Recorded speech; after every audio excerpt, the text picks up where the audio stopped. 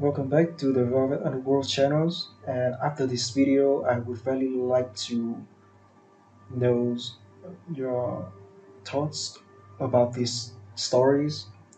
Feel free to share it under the comment sections and where you come from so that we could connect to each other better through this channel. Thank you. The text message appeared on Adrian Valente's phone at 2:47 a.m. He locked me in the bathroom. Please help. A wrong number from a stranger he'd never met. A terrified woman named Maya Bennett, trapped with a man who wanted her dead. Adrian could have ignored it. He could have called the police. Instead, the most feared crime boss in Chicago remembered the sister he couldn't save, grabbed his gun, and drove into the night to rescue a woman whose voice reminded him why some debts can never be repaid. If you stay until the end of this story, hit that like button and comment your city so I can see how far Maya and Adrian's journey has traveled. The phone buzzed against the mahogany desk with an insistence that cut through the silence of Adrian Valente's office like a blade. He didn't look up immediately. At 42, Adrian had learned that most things demanding attention at ungodly hours fell into two categories: problems that would solve themselves by morning, or problems that required bodies to disappear. Either way, they could wait until he finished reviewing the ledger spread before him. The phone buzzed again. Then again. Adrian's jaw tightened. His dark eyes, the kind that made grown men stammer and look away, lifted from the columns of numbers that represented his empire. Money laundering operations through 3 legitimate businesses. Protection rackets that stretched across Chicago's south side. Gun running that connected him to suppliers in 5 states. All of it documented in code only he and his accountant understood. The phone screen illuminated with another message. Finally, Adrian reached for it, expecting Marco or Vincent with news about the shipment coming through the ports. What he saw instead made him freeze. No. Number. He locked me in the bathroom. Please, help. Adrian stared at the words. Wrong number. Had to be. He started to set the phone down when it buzzed again. Unknown number. Please. I don't know who you are, but he has a gun. Unknown number. He's going to kill me. Adrian's thumb hovered over the screen. Every instinct he'd honed over 20 years in this life screamed at him to ignore it. This wasn't his problem. Some stranger's domestic situation had nothing to do with him. He had enough complications without adding someone else's desperate crisis to the list. Unknown number. I can hear him breaking the door. His sister's face flashed through his mind, 17 years old, hiding in a closet while her boyfriend raged through the apartment. Adrian had been in a meeting. By the time he got the call, by the time he arrived, he was already too late. The image of her broken body was seared into his memory like a brand he could never remove. Adrian's fingers moved before his brain could stop them. Adrian, where are you? The response came immediately. Unknown number. I don't know you. Adrian, I know. Where are you? Address. Now. Unknown number. Why would you help me? Adrian, because I didn't help someone else once and she died. Address. There was a pause that felt like an eternity. Adrian stood, already moving toward the door. His hand found the gun holstered at his side. A Glock 19, familiar as his own heartbeat. Unknown number 2, 847W. Harrison Street, apartment 4B. B. Unknown number, please hurry.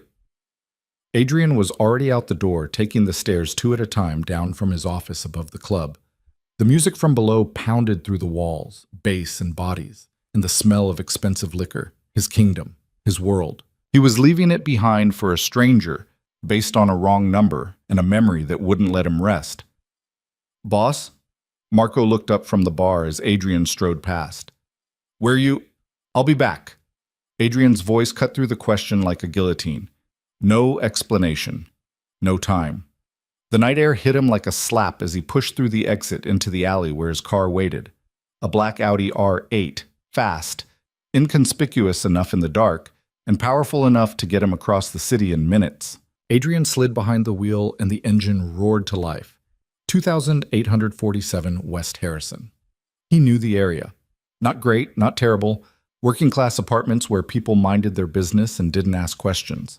The kind of place where screams might go unnoticed or unreported.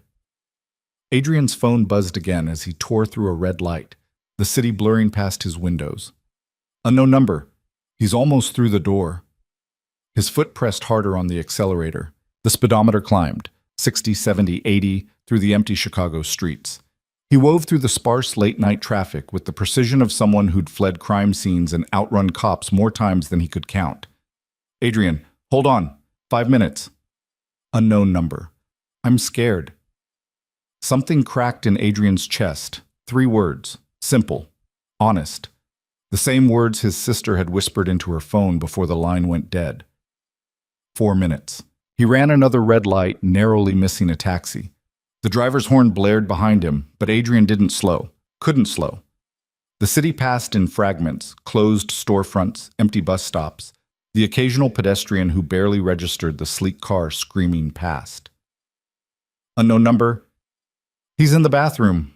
Adrian, fight, scream. Whatever you can do, I'm almost there. 3 minutes. Harrison Street materialized ahead.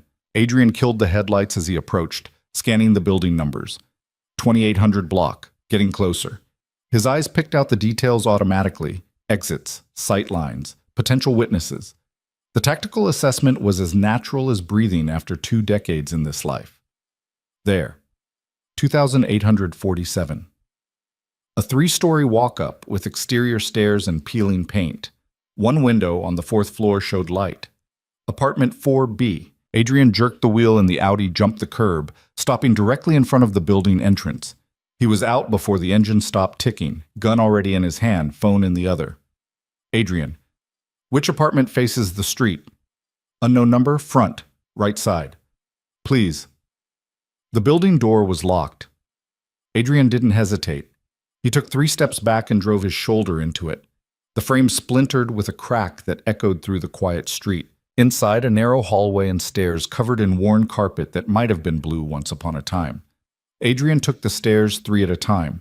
1st floor, 2nd, 3rd, 4th. 4B was at the end of the hall. From inside came the sound of splintering wood and a man's voice, rough with rage. You stupid bitch! You think you can hide from me? Adrian didn't knock. He tested the doorknob, locked. Then he stepped back and kicked. The door exploded hold. It flew inward, slamming against the inside wall with a bang that rivaled a gunshot. The apartment was small. Cramped living room with a sagging couch and a television playing some late-night infomercial on mute. Kitchen barely bigger than a closet to the left.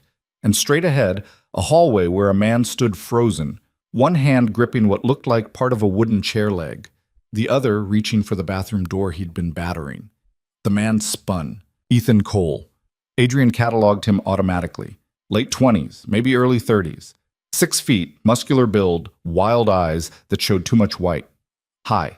Definitely high on something. Meth, if Adrian had to guess. The sweet chemical smell lingered in the air. Who the fuck? Ethan started. Adrian raised the Glock and Ethan's words died. The gun had that effect. It was pointed directly at Ethan's chest, steady as stone in Adrian's hand. Step away from the door, Adrian said. His voice was quiet, calm. The kind of calm that came before violence, and men who'd lived rough lives recognized it instantly. Ethan's face twisted. This is my apartment, my girlfriend. You got no... I have this, Adrian gestured slightly with the gun.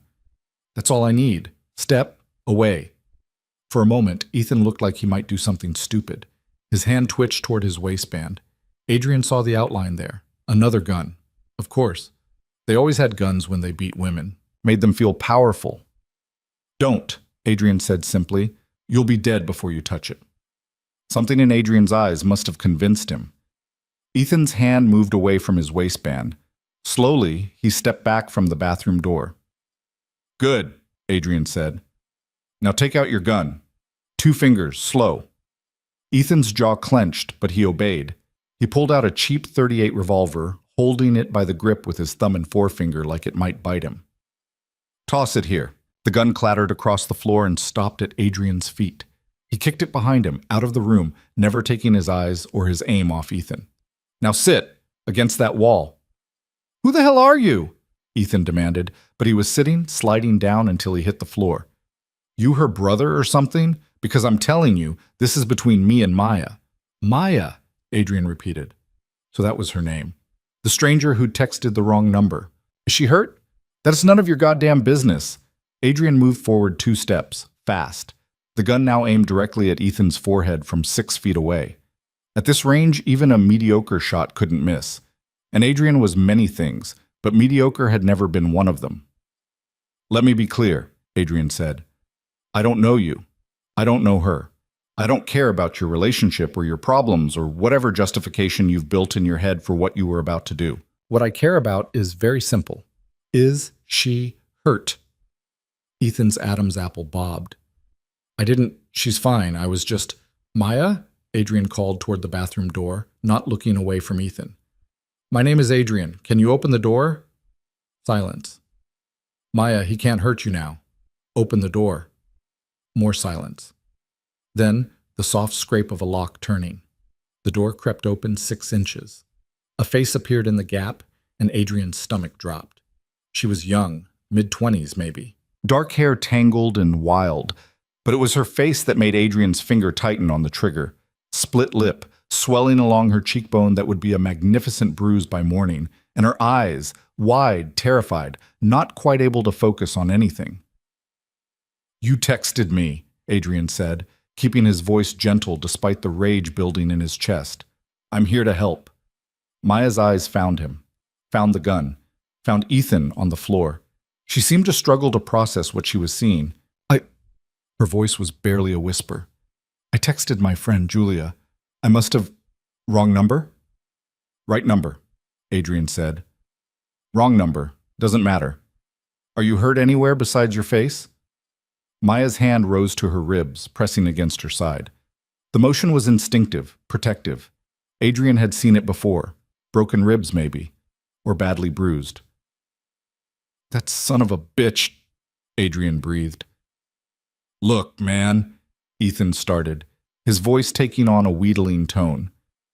This is a misunderstanding. Me and Maya, we fight sometimes, but... Shut up. Adrian didn't raise his voice. Didn't need to. Maya, do you have somewhere safe to go? Family? Friends? Maya shook her head slowly.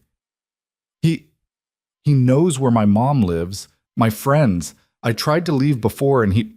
Her voice broke. Found you, Adrian finished. Okay, new plan. You're coming with me. What? Maya and Ethan spoke simultaneously. Adrian ignored Ethan entirely. I have a place. Safe. He won't find you there. I promise.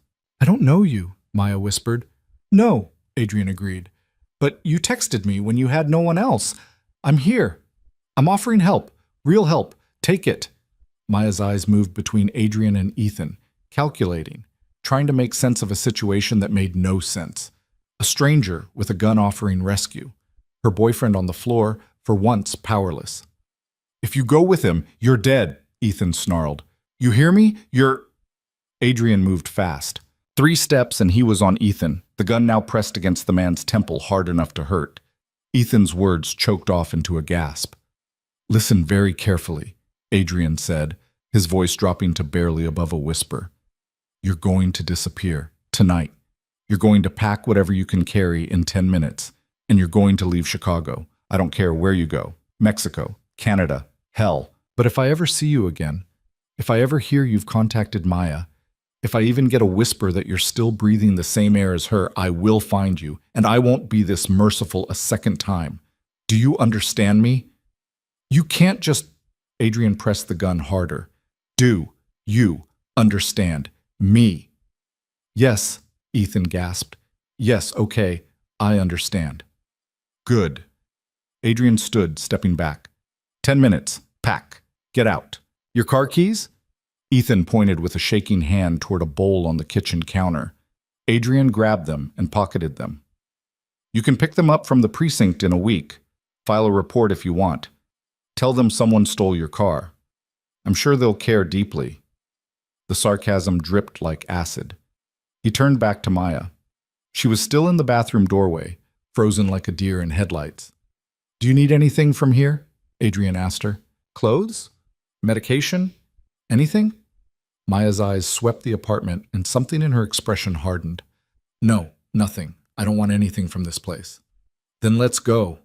Maya stepped out of the bathroom fully, and Adrian saw she was wearing pajamas, thin cotton pants and a tank top, barefoot.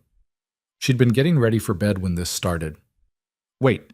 Adrian shrugged out of his jacket, a heavy black leather thing that cost more than most people made in a month, and held it out. It's cold. Maya took it with trembling hands and wrapped it around herself. It swallowed her small frame, the sleeves hanging past her fingertips. Adrian kept the gun trained on Ethan as he guided Maya toward the door. She moved like a ghost, silent and insubstantial, her bare feet making no sound on the cheap carpet. 10 minutes, Adrian reminded Ethan as they reached the door. Then I make a call and this place gets torched. Your choice if you're still in it. He wouldn't, actually. Arson was messy and attracted too much attention, but Ethan didn't need to know that. They made it to the stairs. Maya was shaking so hard, Adrian could hear her teeth chattering. Shock, probably. Adrenaline crash. He'd seen it before in soldiers and criminals and victims all the same. Easy, he murmured. One step at a time. You're doing fine. Why? Maya's voice was small. Why did you come? Adrian paused on the second-floor landing. The question deserved an answer, even if he didn't fully understand it himself. I had a sister, he said quietly. She sent me messages like yours once. I didn't get there in time, so when I saw your texts, he trailed off. Maybe I'm trying to rewrite history. Maybe I'm just tired of being too late. They reached the ground floor and walked through the broken door into the night air. Maya stopped when she saw the Audi. That's your car? Yes. Are you? She swallowed hard. Are you going to hurt me? The question hit Adrian like a physical blow. Of course she would ask that. A strange man with a gun had just broken into an apartment and was taking her to an unknown location. For all Maya knew, she was trading one monster for another. No, Adrian said firmly. He holstered his gun, holding both hands up in a gesture of peace. I swear to you, on everything I have, I will never hurt you. You can leave whenever you want. Right now, if you want. But I'm offering you safety. Real safety. A place where men like him can't reach you. Maya studied his face in the dim streetlight. Whatever she saw there must have satisfied something because she nodded slowly. Okay, she whispered. Okay. Adrian opened the passenger door and Maya slid inside. He closed it gently and walked around to the driver's side. As he started the engine, he saw Ethan in the fourth-floor window, watching. Their eyes met across the distance, and Adrian's gaze promised every word he'd spoken. Then he pulled away from the curb and drove into the night with a stranger named Maya and a decision that would change everything. They drove in silence for 15 minutes. Adrian navigated through the quiet streets, heading north toward the lake and the part of the city where his world existed. Maya sat perfectly still, staring out the window at the passing lights. She hadn't spoken since getting in the car. You can put on music if you want, Adrian offered, or heat, whatever you need. Who are you? Maya asked instead. Really? Adrian considered how much to tell her. The truth would probably send her running, but lies had never been his style, and something about this entire situation demanded honesty. My name is Adrian Valente, he said. I run several businesses in Chicago, some legal, some less so. Less so, Maya repeated. You mean illegal? Yes. Like what? Drugs? No drugs, Adrian said firmly. I don't touch that, but I handle other, transactions. Security, acquisitions, problem solving. Problem solving with guns. Sometimes. Maya went quiet again. Adrian could practically hear her thinking, processing, trying to figure out what kind of man she was with. Are you in the Mafia? She asked finally. Adrian almost smiled.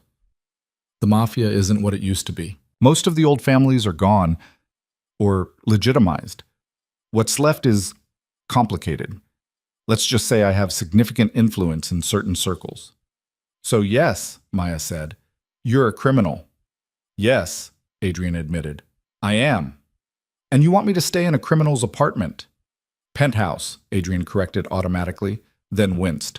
Sorry, yes, that's what I'm offering.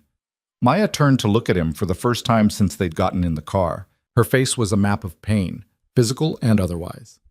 Why? She asked. You don't know me. I'm nobody. Why risk anything for somebody like me? You're not nobody, Adrian said quietly. And I told you I couldn't save my sister. Maybe I can save you. That's not your job. Maybe it should be. They pulled into the underground garage of a luxury high-rise overlooking Lake Michigan.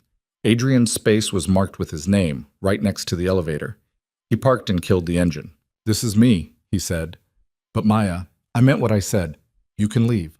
I'll take you anywhere you want to go. Police station, shelter, another city, whatever you need, no strings, no debt. I can't take you back to that apartment.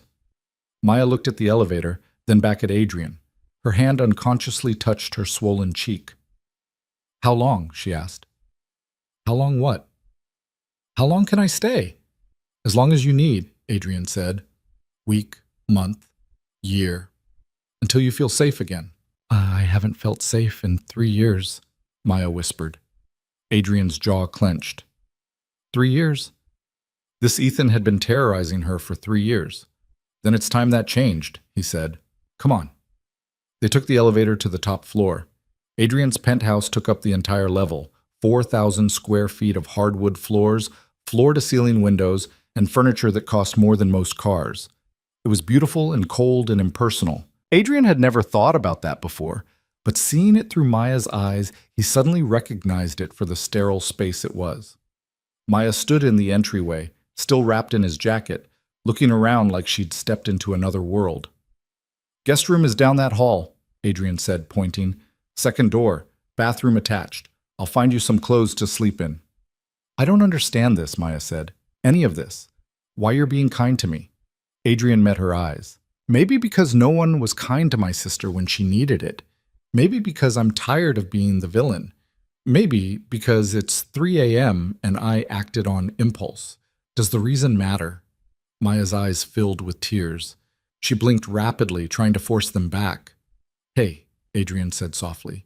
You're safe now. That's all that matters. The tears fell anyway. Maya's face crumpled and she wrapped her arms around herself, sobbing with the kind of pain that came from 3 years of holding everything inside. Adrian stood there awkwardly, unsure what to do. He'd faced down armed men without flinching, but a crying woman undid him completely. I'm sorry, Maya gasped. I'm sorry. I don't mean to... Don't apologize, Adrian said firmly. You have nothing to be sorry for. He guided her to the couch, and Maya collapsed onto it, still crying. Adrian found a box of tissues and set them beside her, then retreated to give her space. He walked to the kitchen and filled a glass with water, added ice, brought it back. Drink, he said. Slow sips. Maya obeyed, her hands shaking so badly that water sloshed over the rim. Adrian watched her and felt something crack wider in his chest. This woman, this stranger, had been living in terror for 3 years while the world went on around her. While he'd built his empire and counted his money and convinced himself he was untouchable. Thank you, Maya whispered, for coming, for helping, for everything. You don't have to thank me, Adrian said. Just get some rest. We'll figure everything else out in the morning. He showed her to the guest room, a space he'd furnished but never used. Maya stood in the doorway looking at the queen bed with its pristine white linens. I'll find you something to wear, Adrian said. Be right back. He went to his own room and rifled through his drawers. Most of his clothes would swim on her, but he found an old t-shirt from college, soft from years of washing, and a pair of athletic shorts with a drawstring. They'd have to do. When he returned to the guest room, Maya was sitting on the edge of the bed, staring at her bare feet. Here, Adrian said, holding out the clothes. They'll be big, but they're clean. Maya took them. Her fingers brushed his, and Adrian noticed they were ice cold. There are extra blankets in the closet, he said. Bathroom has towels, soap, everything you need. If you need anything else, my room is across the hall. Don't hesitate to knock. Adrian? Maya's voice stopped him at the door. Yeah? What happens tomorrow? Adrian leaned against the doorframe. Tomorrow you rest. We'll get you some proper clothes, food, whatever you need. After that, we figure out next steps. Together. Together, Maya repeated like she was testing the word. I don't have anyone who does things together with me. You do now, Adrian said. And meant it. He left her to change and walked back to the living room. Through the windows, Chicago sprawled below. His city, his kingdom, his curse. He'd built everything on violence and fear and the willingness to do what others wouldn't. And tonight, for the first time in 20 years, he'd used that power for something other than personal gain. His phone buzzed. Marco. Marco. Everything okay, boss? Adrian. Fine. I'll be in tomorrow afternoon. Handle the morning shipment. Marco. You got it. Need anything? Adrian looked toward the hallway where Maya was probably climbing into bed in his t-shirt, safe for the first time in 3 years. Adrian. No, I have everything I need. He set the phone down and poured himself 2 fingers of whiskey. The liquor burned going down, familiar and grounding. Outside, the first hints of dawn were touching the horizon, purple and gold streaking across the lake. Adrian drank and wondered what the hell he'd just done. In the guest room, Maya lay in the darkness wearing a stranger's clothes in a stranger's home. She should be terrified, should be planning her escape, should be calling the police or someone, anyone. But for the first time in 3 years, she closed her eyes without wondering if she'd wake up to Ethan's hands around her throat. And despite everything, the violence, the fear, the absolute insanity of this entire night, Maya slept. Sunlight cut through the floor-to-ceiling windows like a knife, dragging Maya from sleep. For one beautiful, disoriented moment, she didn't remember where she was. Then the softness of the sheets registered, expensive and unfamiliar, and everything came rushing back. The bathroom, Ethan's fists, the stranger with the gun, Adrian. Maya sat up slowly, her body cataloging its injuries. Ribs screamed in protest. Her face throbbed with each heartbeat. Every muscle felt like it had been put through a grinder. She looked down at herself. Oversized t-shirt, borrowed shorts, bare feet on plush carpet, and tried to make sense of how her life had become unrecognizable in the span of 6 hours. The clock on the nightstand read 11:47 a.m. She'd slept for 8 hours straight, 8 hours without waking in terror, without Ethan's weight pressing her into the mattress, without the constant calculation of how to make herself smaller, quieter, less likely to set him off. Maya stood on shaking legs and walked to the window. Chicago stretched below in brilliant daylight, the lake glittering like scattered diamonds, buildings reaching toward a sky so blue it hurt to look at. She was so high up, the cars looked like toys. From here, the world seemed clean, ordered, nothing like the chaos of her actual life. A soft knock at the door made her jump. Maya? Adrian's voice muffled through the wood. You awake? Yes, she called back, her voice rough from sleep and crying. I'm making breakfast. Well, ordering breakfast. I don't really cook. You hungry? Maya's stomach answered before she could, a growl so loud she was certain he heard it through the door. When had she last eaten? Yesterday morning? The day before? I'll take that as a yes, Adrian said, and she could hear the smile in his voice. Take your time. Come out whenever you're ready. His footsteps retreated. Maya looked down at herself, at the borrowed clothes and bare feet, and realized she had nothing else. No shoes, no clean underwear, nothing but what she'd run from and what this stranger had given her. The bathroom was all marble and chrome, pristine as a hotel. Maya avoided the mirror at first, but eventually curiosity, or maybe masochism, won. She turned to face her reflection and immediately wished she hadn't. Her left eye was swollen nearly shut, the skin around it a spectacular purple black. Her lip was split and crusted with dried blood. A bruise wrapped around her jaw like fingers. She lifted the t-shirt and found more bruises across her ribs in the exact shape of Ethan's boot from when he'd kicked her after she fell. The physical map of 3 years of loving the wrong man. Maya's hands gripped the marble countertop hard enough to hurt. She wanted to scream, wanted to put her fist through the mirror, wanted to go back in time and tell her 23-year-old self to run the first time Ethan raised his voice, before it escalated to raised hands. Instead, she washed her face carefully, brushed her teeth with a packaged toothbrush she found in a drawer, and tried to finger comb her tangled hair into something resembling order. It was a losing battle. She looked exactly like what she was, a woman who'd barely escaped with her life. When Maya finally emerged from the bedroom, she followed the smell of coffee to an open-concept kitchen where Adrian stood with his back to her, phone pressed to his ear. I don't care what excuse he gives you, Marco. He knew the rules. He broke them. Handle it. Adrian's voice was flat, cold. The voice of a man used to being obeyed without question. And make sure everyone knows why. I want this to be educational. He ended the call and turned, catching sight of Maya in the doorway. The hard expression on his face melted into something softer. "Hey," he said. "How'd you sleep?" "Better than I have in 3 years," Maya admitted. "What was that about?" "Work," Adrian said simply. "Nothing you need to worry about. Coffee?" "Please." He poured her a cup from an expensive-looking machine that probably cost more than her car. Maya wrapped both hands around the mug, letting the warmth seep into her cold fingers. In daylight, Adrian looked different than he had in the chaos of last night. Still dangerous, that would never change, but somehow more human. He wore jeans and a simple black t-shirt, his dark hair slightly mussed like he'd run his hands through it repeatedly. Tired lines bracketed his eyes. "Did you sleep?" Maya asked. "Some." Adrian leaned against the counter, studying her with an intensity that made her want to look away. "How's the pain?" "Manageable." "That's a lie, but I'll allow it. I ordered food from a place nearby. Should be here in 20 minutes. In the meantime, he walked to a bag on the counter and pulled out a bottle of pain medication. "Ibuprofen, take 3. Maya accepted the pills and swallowed them with coffee. The silence stretched between them, not quite comfortable, but not hostile either. Just two strangers trying to figure out the rules of this bizarre new dynamic. "I called in some favors," Adrian said finally.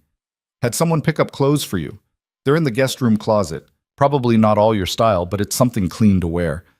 Maya's throat tightened. "You didn't have to do that." "Yes, I did. You can't live in my t-shirt forever, though you wear it better than I ever did." Was that a joke? Maya looked at him, searching for the punchline, but Adrian's expression remained neutral. She wasn't sure if he was flirting or just being practical. "Thank you," she said quietly. "For everything. I still don't understand why you're doing this." Adrian was quiet for a long moment, turning his coffee cup in his hands. "My sister's name was Elena," he said finally. "She was 17 when she died. Beautiful, smart, full of plans for her future. She was dating this guy, Marcus. Seemed nice enough at first. Then he started getting possessive, jealous. She hid it from me for months." Maya's chest constricted. She knew this story. She was living this story. "One night she called me," Adrian continued, his voice carefully controlled. "Said Marcus was angry, said she was scared. I was in the middle of a meeting with some very important, very dangerous people. I told her I'd call her back in an hour." He paused, and Maya saw his jaw clench. "By the time I got there, she was gone. He'd beaten her to death and fled. We found him 3 days later. I made sure his death took considerably longer than hers." The confession hung in the air between them, casual and terrible. Maya should be horrified, should be running for the door. Instead, she found herself understanding in a way that probably said something dark about her own soul. "I'm sorry," Maya whispered. "So am I," Adrian said. "Every day. So when I saw your messages last night, saw that same fear in your words, I couldn't ignore it. Wouldn't. Maybe I can't save Elena, but I could save you." "I'm not your sister." "No," Adrian agreed. "You're not. But you deserve someone to show up, so I did." The doorbell rang, cutting through the heavy moment. Adrian moved to answer it, returning with several bags of food that smelled incredible. Maya's stomach growled again, louder this time. "When did you last eat?" Adrian asked, unpacking containers onto the kitchen island. "I don't remember." His expression darkened, but he didn't comment. Instead, he laid out a feast: eggs Benedict, fresh fruit, pastries, bacon, hash browns. Enough food for 4 people. "I wasn't sure what you liked," he said, "so I got everything." They ate in silence at first, Maya trying not to shovel food into her mouth despite her hunger. Adrian pushed containers toward her whenever she slowed down, saying nothing but clearly wanting her to eat more. It was strange and intimate and nothing like the meals she'd had with Ethan, where every bite was monitored, every calorie commented on. "Can I ask you something?" Maya said finally, setting down her fork. "Anything." "What exactly do you do? You said you run businesses. What kind?" Adrian leaned back in his chair, considering how much to tell her. "I own a nightclub downtown. Completely legitimate, makes good money, pays taxes. I also own a security consulting firm that provides protection services to people and businesses who need it. And the illegitimate stuff? I facilitate transactions between parties who prefer to avoid legal channels. I resolve disputes. I collect debts. I make problems disappear. You're a mob boss, Maya said flatly. That's a very dramatic way of putting it, but essentially yes. Though the organizational structure is much looser than you'd think. No formal hierarchy, just a network of people who owe me favors or fear me enough to cooperate. And the people who don't cooperate? Adrian's eyes went cold. They learned to. Maya should be terrified. This man had killed people. Probably many people. He'd admitted to torturing his sister's killer. He was offering her safety while simultaneously being the kind of person mothers warned their daughters about. But Ethan had been a normal guy with a normal job, and he'd put her in the hospital twice. Adrian was a criminal who'd driven across the city at 3 a.m. to save a stranger. I want to see my mom, Maya said suddenly. Let her know I'm okay. She'll be worried when she can't reach me. Adrian's expression shifted, became cautious. Does Ethan know where she lives? Yes. Then no, not yet. If he's looking for you, that's the first place he'll go. We need to make sure he's really gone before you make contact with anyone from your old life. I can't just disappear. My mom will think I'm dead. Better she thinks you're dead than you actually end up dead, Adrian said bluntly. Give it a week. Let me make sure Ethan took my advice and left town. Then we'll figure out a safe way to contact your mother. Maya wanted to argue, but the logic was sound, even if she hated it. Her mother would be frantic, would probably file a missing persons report, would definitely blame herself somehow because that's what her mother did. Took responsibility for everything that went wrong in Maya's life. A week, Maya said. Then I call her, whether Ethan's gone or not.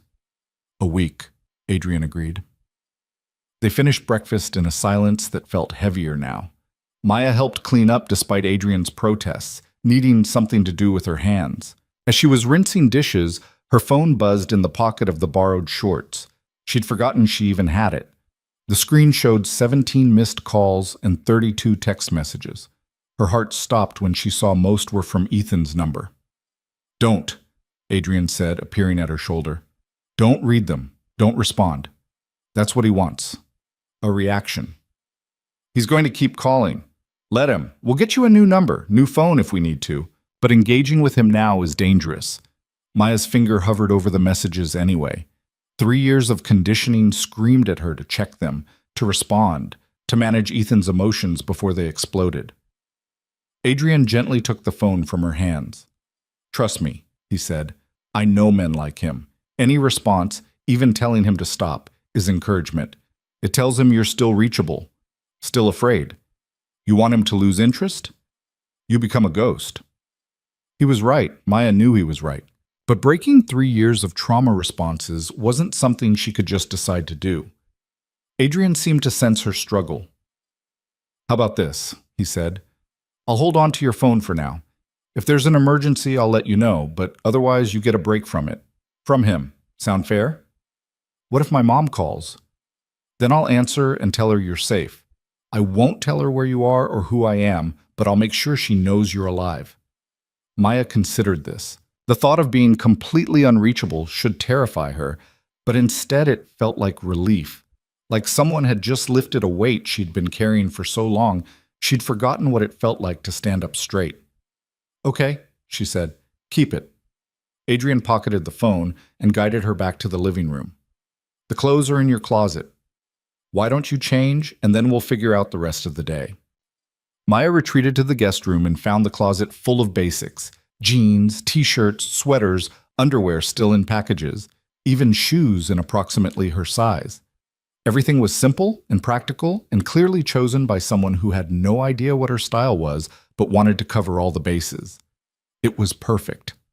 She dressed slowly, her ribs protesting every movement, dark jeans that fit reasonably well, a soft gray sweater, socks, and sneakers. Looking at herself in the mirror, she looked almost normal, almost like a woman who had her life together instead of one who'd fled her apartment in the middle of the night. When she returned to the living room, Adrian was on his phone again, speaking in low tones. He ended the call when he saw her. You look better, he said. I look human. That too. He stood, grabbing a jacket from the back of the couch. I need to go into the office for a few hours. Handle some things I can't delegate. You'll be safe here. Building has excellent security, and no one gets past the front desk without clearance. What am I supposed to do? Whatever you want. Watch TV, read. There's a library down the hall. Sleep more if you need it. He hesitated. Just don't leave the building. Not yet. Not until we're sure. Maya nodded, understanding the unspoken concern. Ethan might be looking for her. Might be angry enough to do something stupid.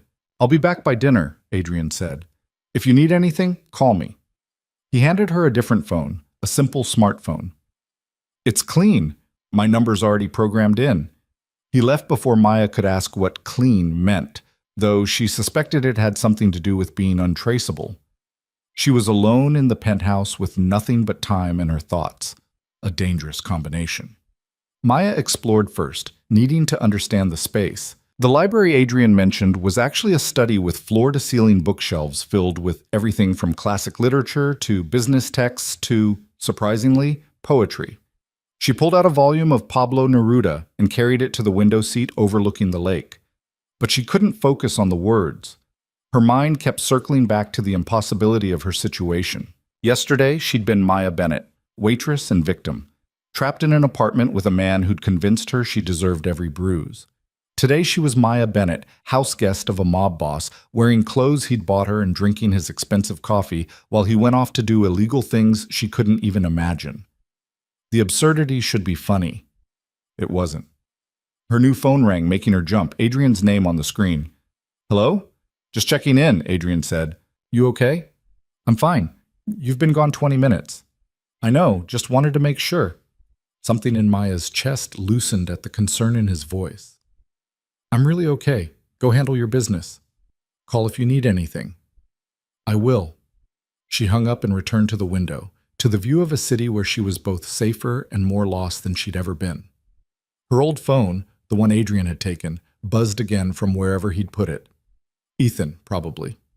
Still calling, still demanding. Still not understanding that for the first time in 3 years, Maya wasn't listening.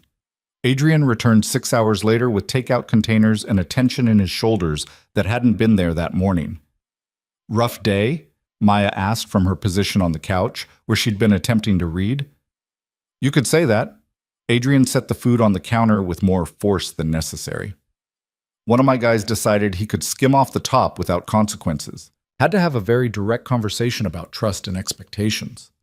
Is he still alive? Adrian looked at her sharply, then seemed to realize she was serious. Yes. Broken hand, intact life. I'm not a monster, Maya. I didn't say you were. You were thinking it. I was thinking, Maya said slowly, that you've killed people. You told me you killed the man who murdered your sister. You threatened to kill Ethan. So the question of whether someone's still alive after crossing you seems fair. Adrian exhaled and ran a hand through his hair. You're right. That's fair. For the record, I don't kill casually, only when absolutely necessary, and only people who've earned it through their own actions. Like Marcus. Like Marcus, Adrian agreed, and I'd do it again without hesitation. They stared at each other across the kitchen, something unspoken passing between them. Maya should be horrified by his casual admission of murder, should be planning her escape. Instead, she found herself understanding the dark logic of it.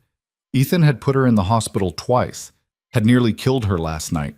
If someone had done to him what Adrian did to Marcus, would she have mourned, or would she have felt relieved? I brought Thai food, Adrian said, breaking the tension. Assumed it was safe since most people like Thai. They ate at the dining room table this time, a massive thing that could seat 12 but felt intimate with just the two of them at one end. Maya picked at her pad thai while Adrian worked through his green curry with methodical efficiency.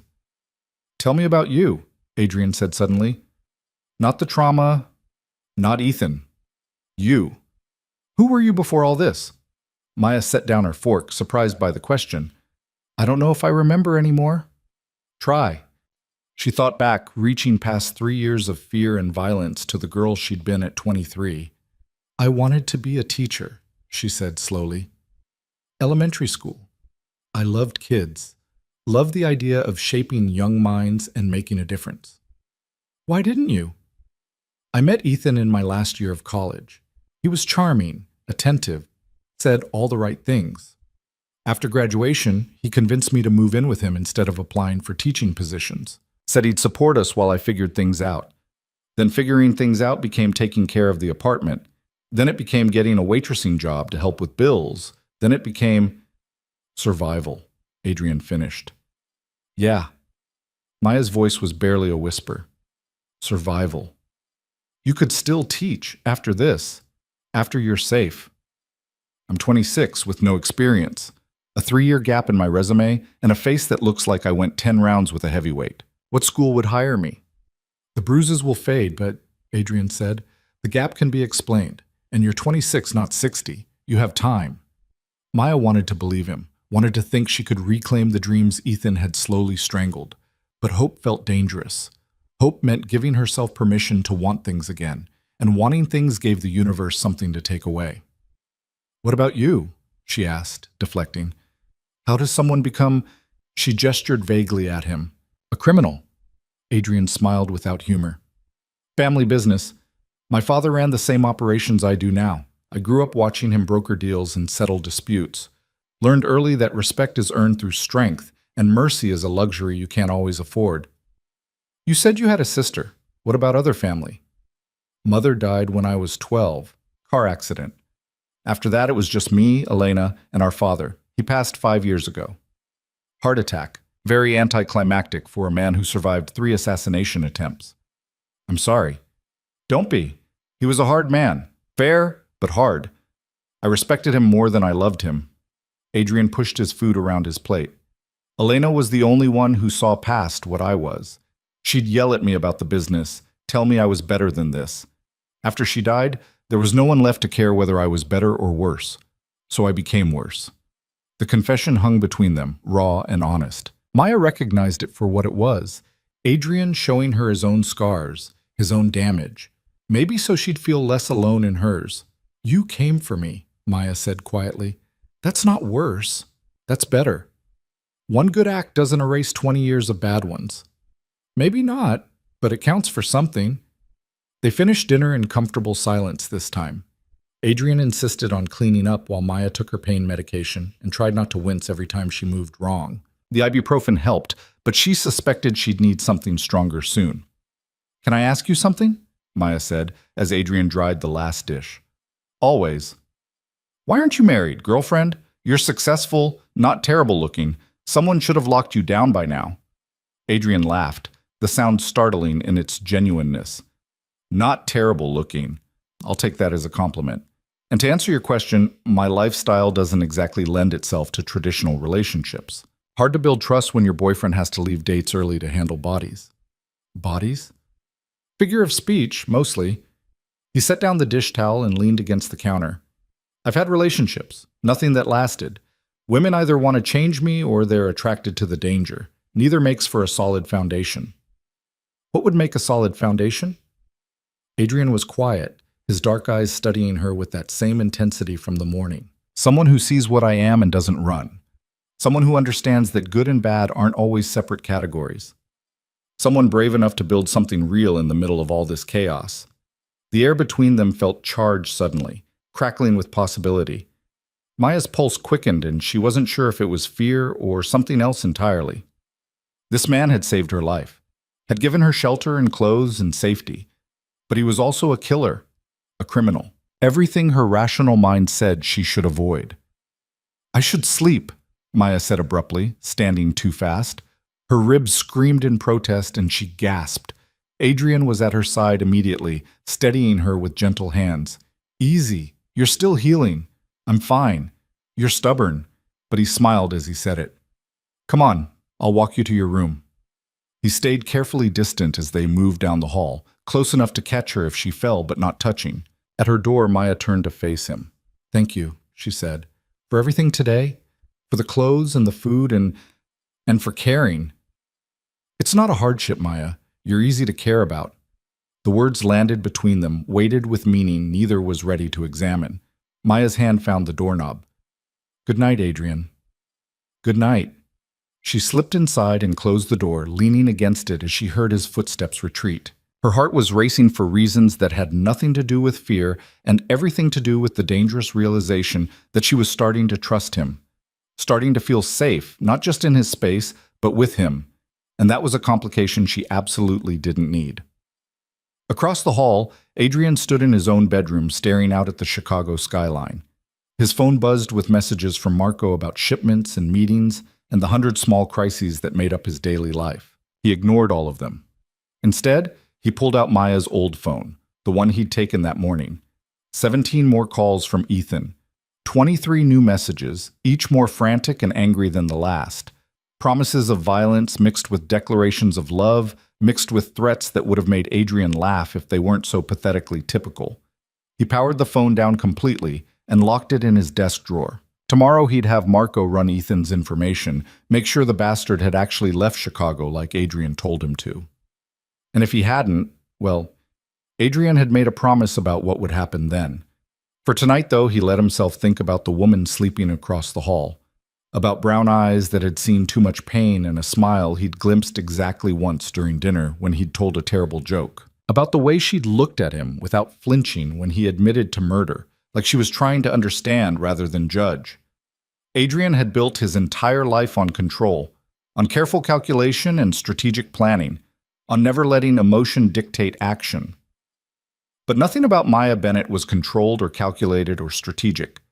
She was chaos wrapped in borrowed clothes, sleeping in his guest room, disrupting everything he thought he knew about himself. And for the first time in 20 years, Adrian wasn't sure if that was a problem or a gift. The days blurred together in a rhythm Maya had never experienced before. Wake up without fear.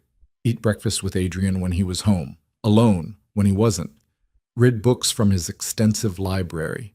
Watch the lake change colors as the sun moved across the sky. Sleep without nightmares. By day 5, the bruises on her face had faded from purple-black to a sickly yellow-green. Her ribs still ached, but the sharp, breath-stealing pain had dulled to something manageable. Physically, she was healing. Emotionally was another story. Maya stood at the window watching the city below, her reflection ghost-like in the glass. Behind her, Adrian was on yet another phone call, his voice a low rumble she'd learned to tune out. Something about a shipment and payment terms and people who were testing his patience. "I don't care if he's your cousin," Adrian said, ice-coating every word. He knew the terms. He agreed to them. Now he wants to renegotiate after taking delivery? That's not how this works, Vincent. You have 24 hours to make this right, or I make it right my way. He ended the call with enough force that Maya heard the phone hit the counter. She turned to find him standing in the kitchen, jaw clenched, hands braced against the marble, like he was physically restraining himself from putting his fist through something. "Bad day?" Maya asked. Adrian looked up, and some of the tension drained from his shoulders when he saw her. "Bad week. Some people confuse patience with weakness." "Are you going to kill Vincent's cousin?" "Probably not. Breaking both his legs should send an adequate message." Maya should be horrified. A month ago, she would have been. Now she just nodded and returned her attention to the window. The casual discussion of violence had become almost normal, which probably said something deeply troubling about her mental state. "You've been quiet today," Adrian observed, moving to stand beside her at the window. "What's on your mind?" "Tomorrow's a week," Maya said. "You promised I could call my mother." Adrian was silent for a moment. "I did, and I'll keep that promise, but Maya, there are things we need to discuss first." "Like what?" "Like what happens next. You can't stay here indefinitely hiding from your life." The words hit harder than they should have.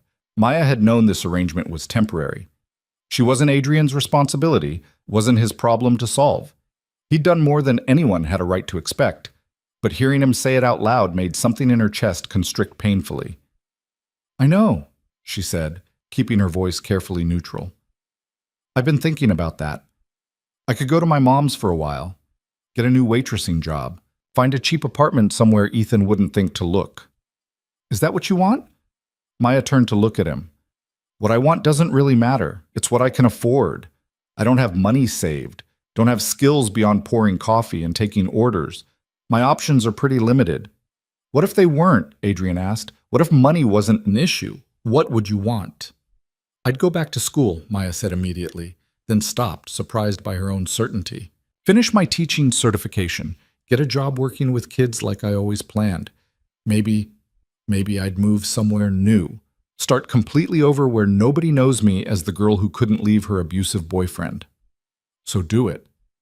With what money, Adrian? I have maybe $300 in my bank account. That won't even cover first month's rent anywhere, let alone tuition. Adrian was quiet, his expression unreadable. Then he said, I could help with that. No. The word came out sharper than Maya intended. You've already done too much. I'm not taking your money. Why not? Because I don't want to owe you anything else. The admission hung between them, raw and honest. Maya wrapped her arms around herself, trying to hold together the pieces that felt like they were coming apart. You think you owe me? Adrian's voice was soft, almost hurt. Maya, you don't... Of course I do. Maya turned to face him fully, everything she'd been holding back for 5 days spilling out. You saved my life, gave me clothes and food and a place to stay. You ask for nothing and give me everything, and I have no idea why or what you want from me or when the bill's going to come due. There is no bill. There's always a bill. Nobody does this much for a stranger without expecting something in return. Adrian's jaw clenched. Is that what you think? That I'm keeping some kind of tally, waiting for the right moment to collect payment? I don't know what to think. You're a criminal, Adrian. You hurt people for a living. You've killed people. But you treat me like I'm made of glass and you get me clothes and call to check if I'm okay, and I don't understand any of it. Maybe I'm just trying to be decent for once in my goddamn life. Adrian's voice rose to match hers. She'd seen his world in fragments over the past week. The phone calls where he discussed violence like weather, the visitors who showed up at odd hours and left looking nervous, the way people's voices changed when they realized who they were talking to. But she'd also seen him bring her coffee every morning without being asked. Seen him spend 20 minutes on the phone tracking down a specific brand of pain medication because she'd mentioned it worked better for her. Seen him leave meetings early to check on her, seen the way his expression softened when he found her curled up with a book. Adrian Valente was a contradiction in expensive suits and casual violence, and Maya was terrified by how much she was starting to care about him. Her phone, the clean one Adrian had given her, lit up with a text. Adrian, you awake? Maya, can't sleep.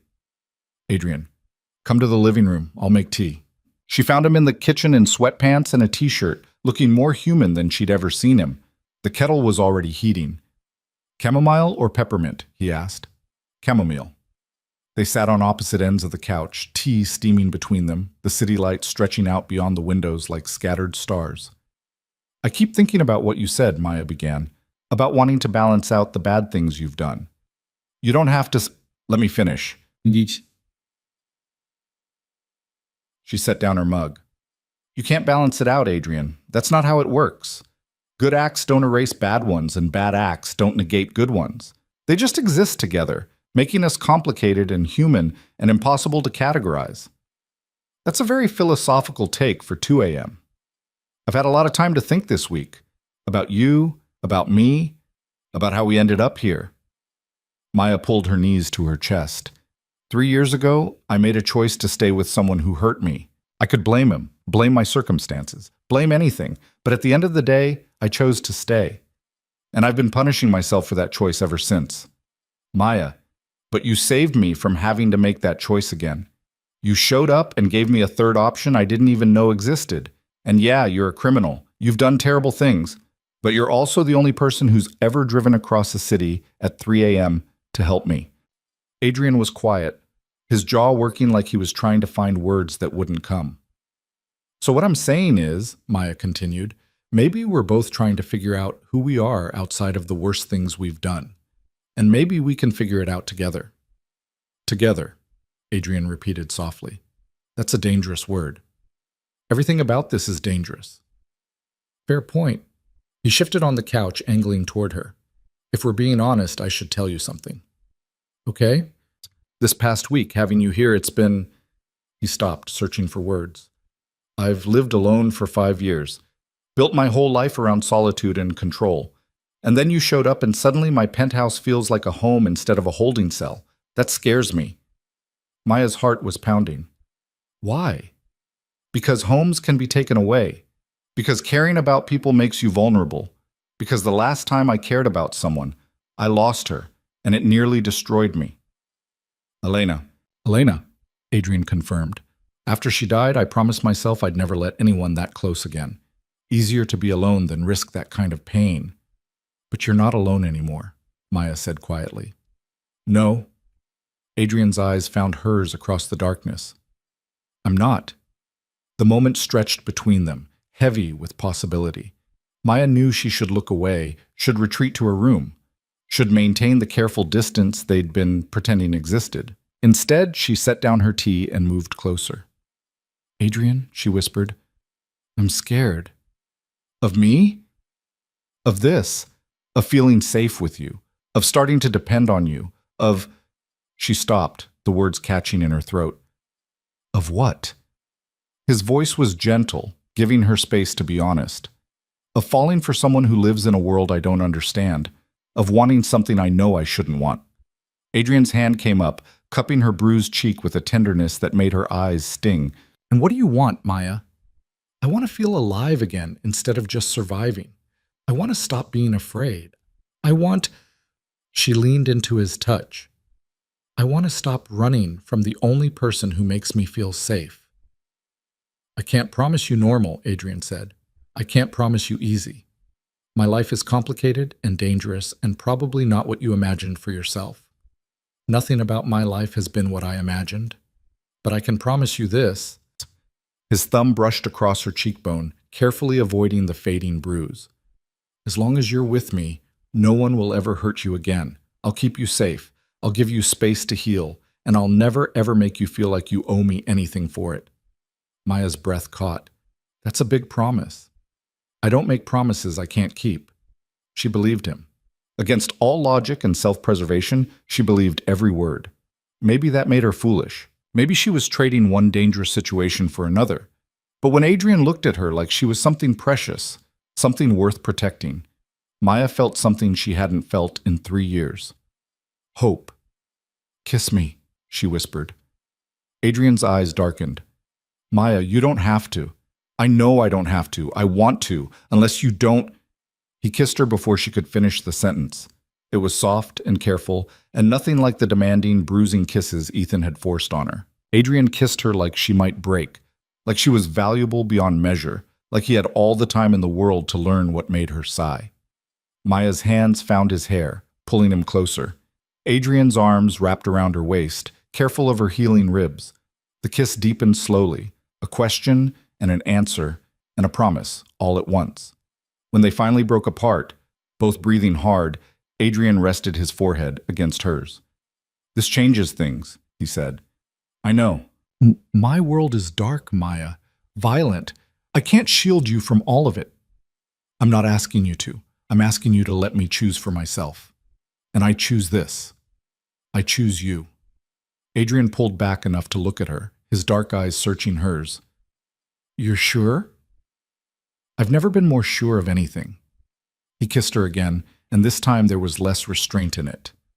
Maya let herself get lost in the feeling of being wanted without fear, desired without pain. Adrian's hand stayed respectful, never pushing, always asking permission with each new touch. It was Maya who finally pulled back, reluctantly. I should sleep, she said. It's late, and I have to call my mom tomorrow. Right. Your mom. Adrian looked almost dazed. Maya, about what just happened. Don't, she said, pressing a finger to his lips. Don't overthink it. Don't talk yourself out of it. We can figure out the complications tomorrow. For tonight, just let this be simple. Nothing about this is simple. Then let's pretend it is. Adrian caught her hand, pressing a kiss to her palm. Good night, Maya. Good night. She made it to her bedroom door before turning back. Adrian was still on the couch, watching her with an expression she couldn't quite read. Adrian? Yeah? Thank you for making me feel human again. His smile was soft and genuine and did dangerous things to her heartbeat. Thank you for giving me a reason to be better. Maya closed the door and leaned against it, one hand pressed to her lips where she could still feel the ghost of his kiss. She was falling for a mob boss, a man who hurt people for a living, A man who'd killed and threatened and lived in moral gray areas she'd never imagined existed. She was falling for him, and she didn't want to stop. The next morning, Maya woke to the smell of coffee and the sound of Adrian's voice drifting from the kitchen. She dressed quickly in jeans and a sweater, finger-combed her hair, and tried not to think too hard about what had happened the night before. When she emerged, Adrian was at the counter with his laptop, video call in progress. He looked up when he heard her, and something in his expression softened. "I'll call you back, Marco," he said, ending the call. "Morning." "Morning." Maya poured herself coffee, hyper-aware of the new tension between them, the good kind of tension that made her skin feel too tight and her pulse too fast.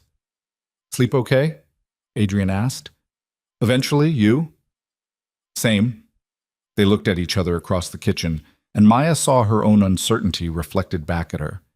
Then Adrian smiled, slow and genuine, and the tension broke. "Come here," he said. Maya crossed to him, and Adrian pulled her into a hug that felt like coming home. He pressed a kiss to the top of her head, and Maya let herself lean into him, breathing in his scent of expensive cologne and coffee. "Still sure about this?" Adrian asked against her hair. "Terrified," Maya admitted, "but yes, still sure." "Good, because I made a decision." Maya pulled back to look at him. "What decision?" "About what happens next. You said you wanted to go back to school, finish your teaching certification. I want to help make that happen." "Adrian, we talked about this. Hear me out." His hand settled on her waist, anchoring her. "Not a handout, an investment. You go to school, get your degree, start your new life. Once you're working, once you're stable, you pay me back. No interest, no timeline, just a loan between—" He hesitated. "Between people who care about each other." Maya's throat tightened. "You'd do that? I'd do anything for you." The words hung between them, weighted with meaning. Maya searched his face for doubt or manipulation or anything that would tell her this was too good to be true. She found only honesty and something that looked a lot like affection. "Okay," she whispered. "Okay. Yes. Thank you." Adrian's smile could have lit up the entire penthouse. He pulled her close again, and Maya let herself believe that maybe, impossibly, she'd found safety in the last place she ever expected to look. They spent the morning researching teaching programs and certification requirements. Adrian pulled strings with contacts at local universities, getting Maya information on expedited enrollment and scholarship opportunities. By noon, they had a plan. By evening, Maya had applications submitted to 3 programs.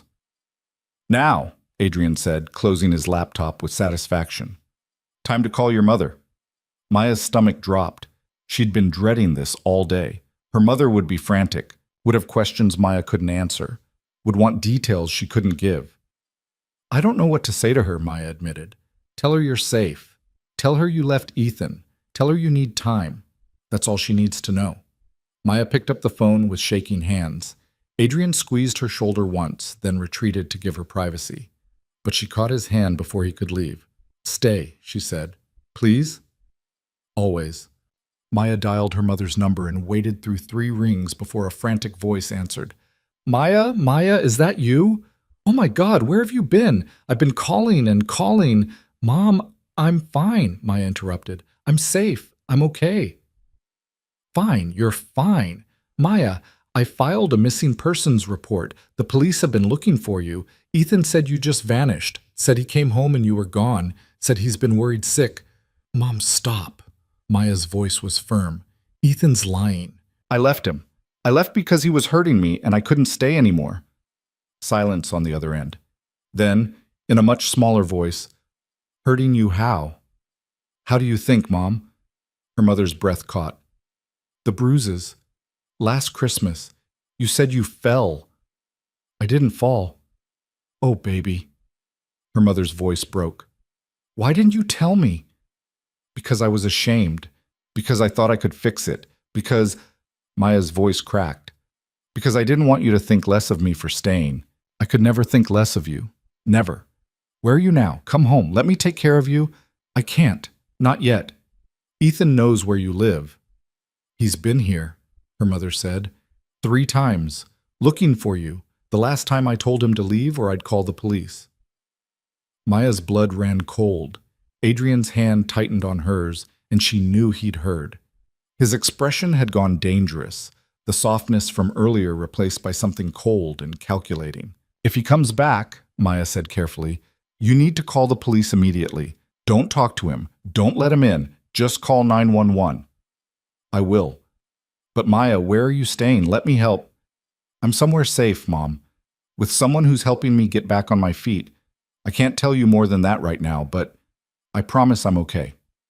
They talked for another 20 minutes, Maya's mother alternating between relief and worry and barely contained fury at Ethan. When Maya finally ended the call, she felt wrung out and exhausted. He's been to her house, she said to Adrian. 3 times. I heard. Adrian's voice was ice. I'll handle it. How? By reminding him what happens when he breaks our agreement. Maya saw the violence brewing behind Adrian's eyes and knew she should stop him, should tell him it wasn't worth it, that Ethan wasn't worth it. But part of her, the part that had lived in fear for 3 years, wanted Adrian to handle it, wanted someone to finally make Ethan understand that actions had consequences. Don't kill him, Maya said, but make sure he never bothers my mother again. Adrian's smile was sharp and dangerous. Consider it done. He made 2 phone calls, speaking in low tones Maya couldn't quite hear. When he returned to the living room, his expression had cleared. Vincent's crew owes me a favor, Adrian said. They're in Milwaukee. They'll pay Ethan a visit tonight. Explain very clearly that if he contacts you or your mother again, if he even thinks about coming back to Chicago, the next visit won't be a conversation. Will they hurt him? Probably, but not permanently, just enough to drive the point home. Maya should feel guilty, should feel something other than grim satisfaction. Instead, she just felt relief that finally, someone was protecting her instead of the other way around. That night, Maya lay awake thinking about how far she'd come in a week, from terrified and trapped to safe and hopeful, from believing she deserved the pain to believing she deserved better, from running from one monster to finding safety with another. Except Adrian wasn't a monster, not to her. To her, he was the man who'd crossed a city to save a stranger, who'd given her space to heal and clothes to wear and hope for a future she'd thought was impossible. To her, he was becoming everything. 3 weeks passed in a blur of normalcy that felt more surreal than the chaos that had preceded it. Maya enrolled in an accelerated teaching certification program that would start in the fall. She met with academic advisors, applied for scholarships, and slowly began to believe that the future she'd abandoned at 23 might still be possible at 26. Adrian's penthouse had stopped feeling like a temporary shelter and started feeling like home. Maya knew where he kept the good coffee, knew which side of the couch he preferred, knew that he took business calls at exactly 9 a.m. and 6 p.m. every day without fail. She learned the rhythm of his world, the visitors who came and went, the hours he kept, the careful balance between legitimate business and the shadows he operated in. They fell into something that looked like a relationship without ever explicitly naming it. Adrian kissed her goodbye before leaving for work. Maya had dinner waiting when he came home. They talked late into the night about everything and nothing, learning each other in the way new lovers do. But they'd never moved beyond kissing, both of them cautious about pushing too fast into territory that required more trust than Maya had fully rebuilt. It felt perfect. Too perfect. Maya kept waiting for the other shoe to drop. It dropped on a Tuesday. Maya was in the kitchen making lunch when Adrian's phone rang. She'd learned to recognize the different ringtones. Marco was a simple buzz. Business contacts were classical music, and unknown numbers were a harsh digital chirp that always made Adrian's expression harden. This was the harsh chirp. Adrian answered, his voice clipped. Valente. Maya couldn't hear the other side of the conversation, but she watched Adrian's face go from annoyed to dangerous in the span of 3 seconds. His free hand curled into a fist on the counter, knuckles going white. When? He demanded. How many men? And you're certain it was Constantine's crew? Constantine. Maya had heard that name before in passing. Some rival of Adrian's who operated on the north side. They'd maintained an uneasy truce for years, according to Marco, who occasionally discussed business in front of Maya despite Adrian's glares. Pull everyone back to the club, Adrian ordered.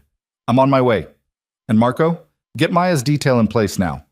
He ended the call and immediately started moving, grabbing his jacket and checking the gun holstered at his side with practiced efficiency. "What's happening?" Maya asked, fear creeping into her voice. "Constantine just hit one of my warehouses, took out 3 of my guys, and made off with a shipment worth $500,000. Adrian's voice was cold, all business. "This is a declaration of war." "War?" Maya's stomach dropped. "Adrian, what does that mean?" "It means things are about to get messy." He crossed to her, cupping her face in both hands. "Listen to me very carefully. Marco's sending 2 men here within the next 10 minutes. They're going to stay with you until I get back. You don't open the door for anyone except me or Marco. You don't leave the building. You don't even go near the windows. Understand? You're scaring me." "Good. Be scared. Be careful. Constantine knows I'm more vulnerable than I've been in years, and he's testing me." Adrian's eyes bore into hers. "He might know about you. If he does, he'll use you against me. So you stay here, you stay safe, and you let me handle this." "How long will you be gone?" "I don't know. Hours. Maybe longer." He kissed her hard and fast. "I'll call when I can. But Maya, if something happens, if someone gets past the guards, or you feel unsafe for any reason, there's a panic button under the kitchen counter. Press it, and the building goes into lockdown. Police will be here in 4 minutes. Maya's hands were shaking. "Adrian, maybe you shouldn't go. Maybe I have to. If I don't respond to this immediately, every 2-bit hustler in Chicago will think I'm weak. This is the world I live in, Maya. The world you said you could handle." The words stung because they were true. Maya had said she could handle his dangerous life, had said she chose this. But hearing it and living it were 2 very different things. "Be careful," she whispered. "Always." Adrian kissed her once more. Then he was gone, the door closing behind him with a finality that made Maya's chest constrict. She stood in the kitchen, alone and afraid, and tried not to think about all the ways this could go wrong. The 2 guards arrived exactly 8 minutes later. Maya watched them through the peephole before letting them in. One was young, maybe mid-20s, with nervous eyes and a gun visible under his jacket. The other was older, gray at the temples, with the kind of stillness that suggested he'd seen too much violence to be rattled by more. "Ms. Bennett," the older one said. "I'm Patrick. This is Tommy. We'll be stationed outside your door until Mr. Valente returns." "You can come in," Maya offered. "Respectfully, ma'am, we're more effective in the hallway. You need anything? You let us know." They took up positions on either side of her door, professional and silent. Maya closed herself back in the penthouse and tried not to pace. She lasted 20 minutes before calling Adrian. The phone rang 4 times before he answered. Background noise filtered through, voices, engines, the general chaos of men preparing for violence. "Maya, I can't talk right now." "I know, are you okay?" "I'm fine, have to go." He paused. "I love you." The line went dead before Maya could respond. She stared at the phone, those 3 words echoing in her head. He loved her. Adrian Valente, criminal and killer and the man who'd saved her life, loved her. And she'd never said it back. The hours crawled by with excruciating slowness. Maya tried to read, tried to watch television, tried to do anything that would distract her from the images playing in her mind. Adrian bleeding out in some warehouse. Adrian in a shootout with Constantine's men. Adrian dying alone while she sat safe in his penthouse, useless and afraid. At 8 p.m., her phone rang. Not Adrian, Marco. "Miss Bennett, I need you to stay calm." Maya's blood turned to ice. "Where's Adrian?" "He's fine, but there's been a complication. Constantine's people grabbed one of our associates, someone Adrian cares about. They're demanding a meeting." "What kind of meeting?" "The kind where people usually don't walk away." Marco's voice was grim. "Adrian's going. He has to, but I need you to understand what that means. There's a very real possibility he might not come back." "Then he shouldn't go." Maya was shouting now, pacing the living room like a caged animal. "Tell him not to go. Tell him—" "He won't listen. You know he won't. The man they took, Vincent, he's been with Adrian for 15 years. Adrian's not going to leave him to die." "So he'll die instead?" "Maybe. Probably not. Adrian's survived worse, but you should prepare yourself for the possibility." Maya wanted to scream, wanted to throw the phone across the room, wanted to storm out of the penthouse and find Adrian herself, drag him back to safety through sheer force of will. "Where's this meeting happening?" she demanded. "Maya, don't—" "Where, Marco?" He sighed. "The old manufacturing district, warehouse on Porter Street. But you can't go there. Adrian would kill me if I let you anywhere near. I'm not asking your permission." "Ms. Bennett, please." Maya ended the call and stood in the center of the living room, her heart hammering against her ribs. Every logical part of her brain screamed that this was insane, that she was a school teacher, not a warrior, that she had no business inserting herself into a mob war. But Adrian loved her, had said those words before walking into what might be his death, and she'd never said them back. Maya moved to the bedroom and changed quickly into dark jeans and a black sweater. She found a jacket in Adrian's closet and pulled it on. In the kitchen, she hesitated over the knife block, then grabbed the smallest blade and tucked it into her boot. It was probably useless, but it made her feel slightly less helpless.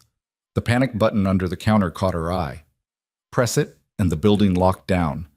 The guards outside her door would come running. Adrian would know she'd left. Maya pressed it anyway. Then she grabbed her phone and headed for the door. Patrick and Tommy turned as she emerged, both going on alert. "Ms. Bennett, you need to stay inside," Patrick said. "Building's in lockdown," Maya replied.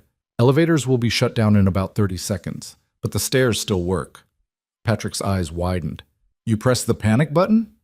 "I did, and I'm leaving. You can either let me go or explain to Adrian why you physically restrained the woman he's in love with." The two guards looked at each other.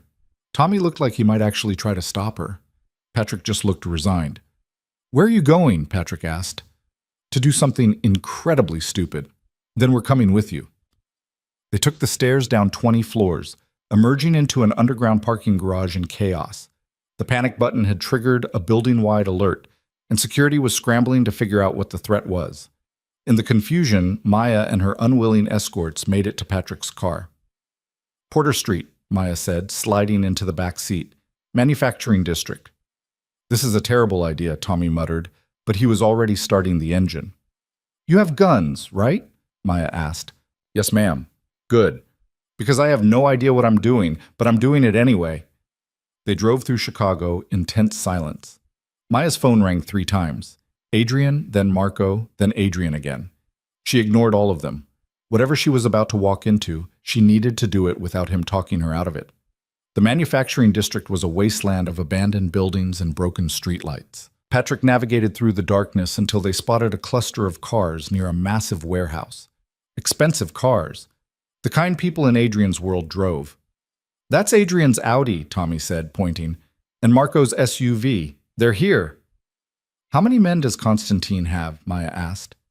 "Double what Adrian brought, probably. He's got the numbers advantage." Patrick turned to look at her. "Ms. Bennett, you still have time to turn back. Let the men handle this." "The men are about to get Adrian killed," Maya said. "So no, I'm not turning back." She was out of the car before they could stop her, moving toward the warehouse on legs that shook with each step. Patrick and Tommy flanked her, hands on their weapons. The warehouse doors were partially open, light spilling out into the darkness. Inside, Maya could hear voices. Adrian's, cold and controlled.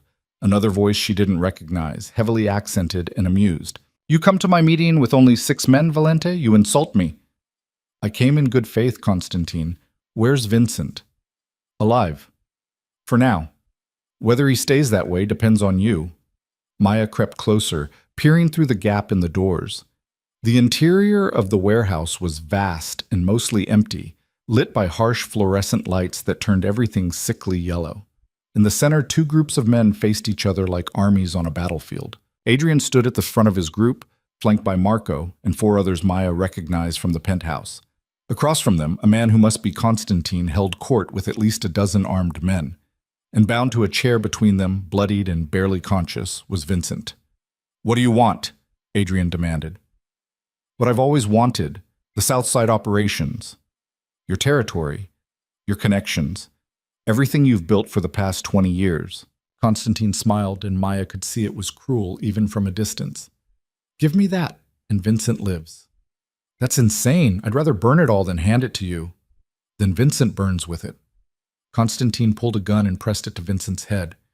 Adrian went rigid, and Maya saw the calculation in his eyes, saw him weighing one man's life against everything he'd built, saw him preparing to make an impossible choice, and Maya knew, with sudden clarity, that Adrian would sacrifice it all, would give up his empire, his power, everything, to save someone he cared about, because that's who he was beneath the violence and the reputation.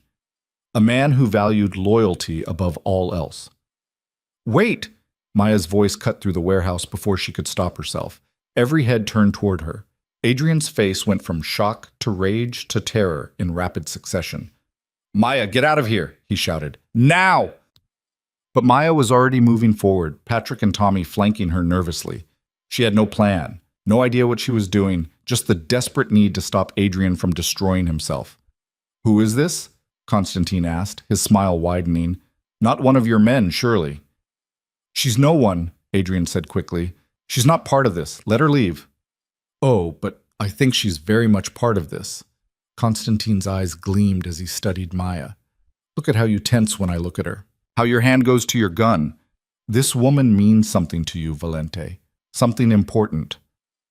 Constantine, I'm warning you. I don't want your territory anymore, Constantine interrupted. I want something better.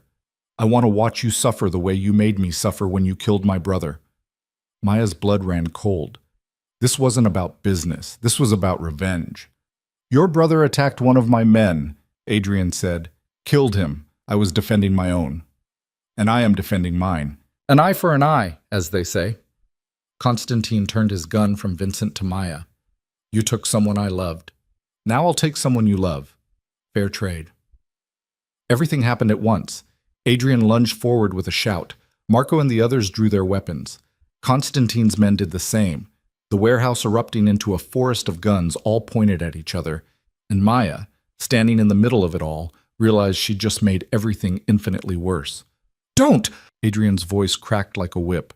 Nobody moves, nobody shoots. Constantine, please. You want revenge? Take it on me. Leave her out of this. Begging, Valente?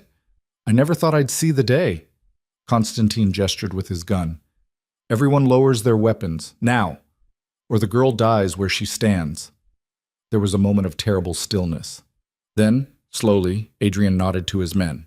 They lowered their guns. Constantine's crew did the same, though they remained alert and ready. Good, Constantine said. Now we negotiate properly. You give me everything I want, and both Vincent and your little girlfriend live. Refuse and they both die. You have 30 seconds to decide. I'll give you whatever you want, Adrian said immediately. Territory, money, connections, all of it. Just let them go. Maya's heart broke at the defeat in his voice. He was giving up everything he'd built, becoming powerless. And it was her fault for coming here. Adrian, no, she said. Don't hold... Quiet, Constantine snapped. The adults are talking. Something in Maya snapped. She'd spent 3 years being told to be quiet, to know her place, to let men make decisions about her life. She'd escaped Ethan only to end up here, causing Adrian to sacrifice everything because she'd been stupid enough to think she could help. No more. You want revenge? Maya said, her voice stronger than she felt. Then take it on me.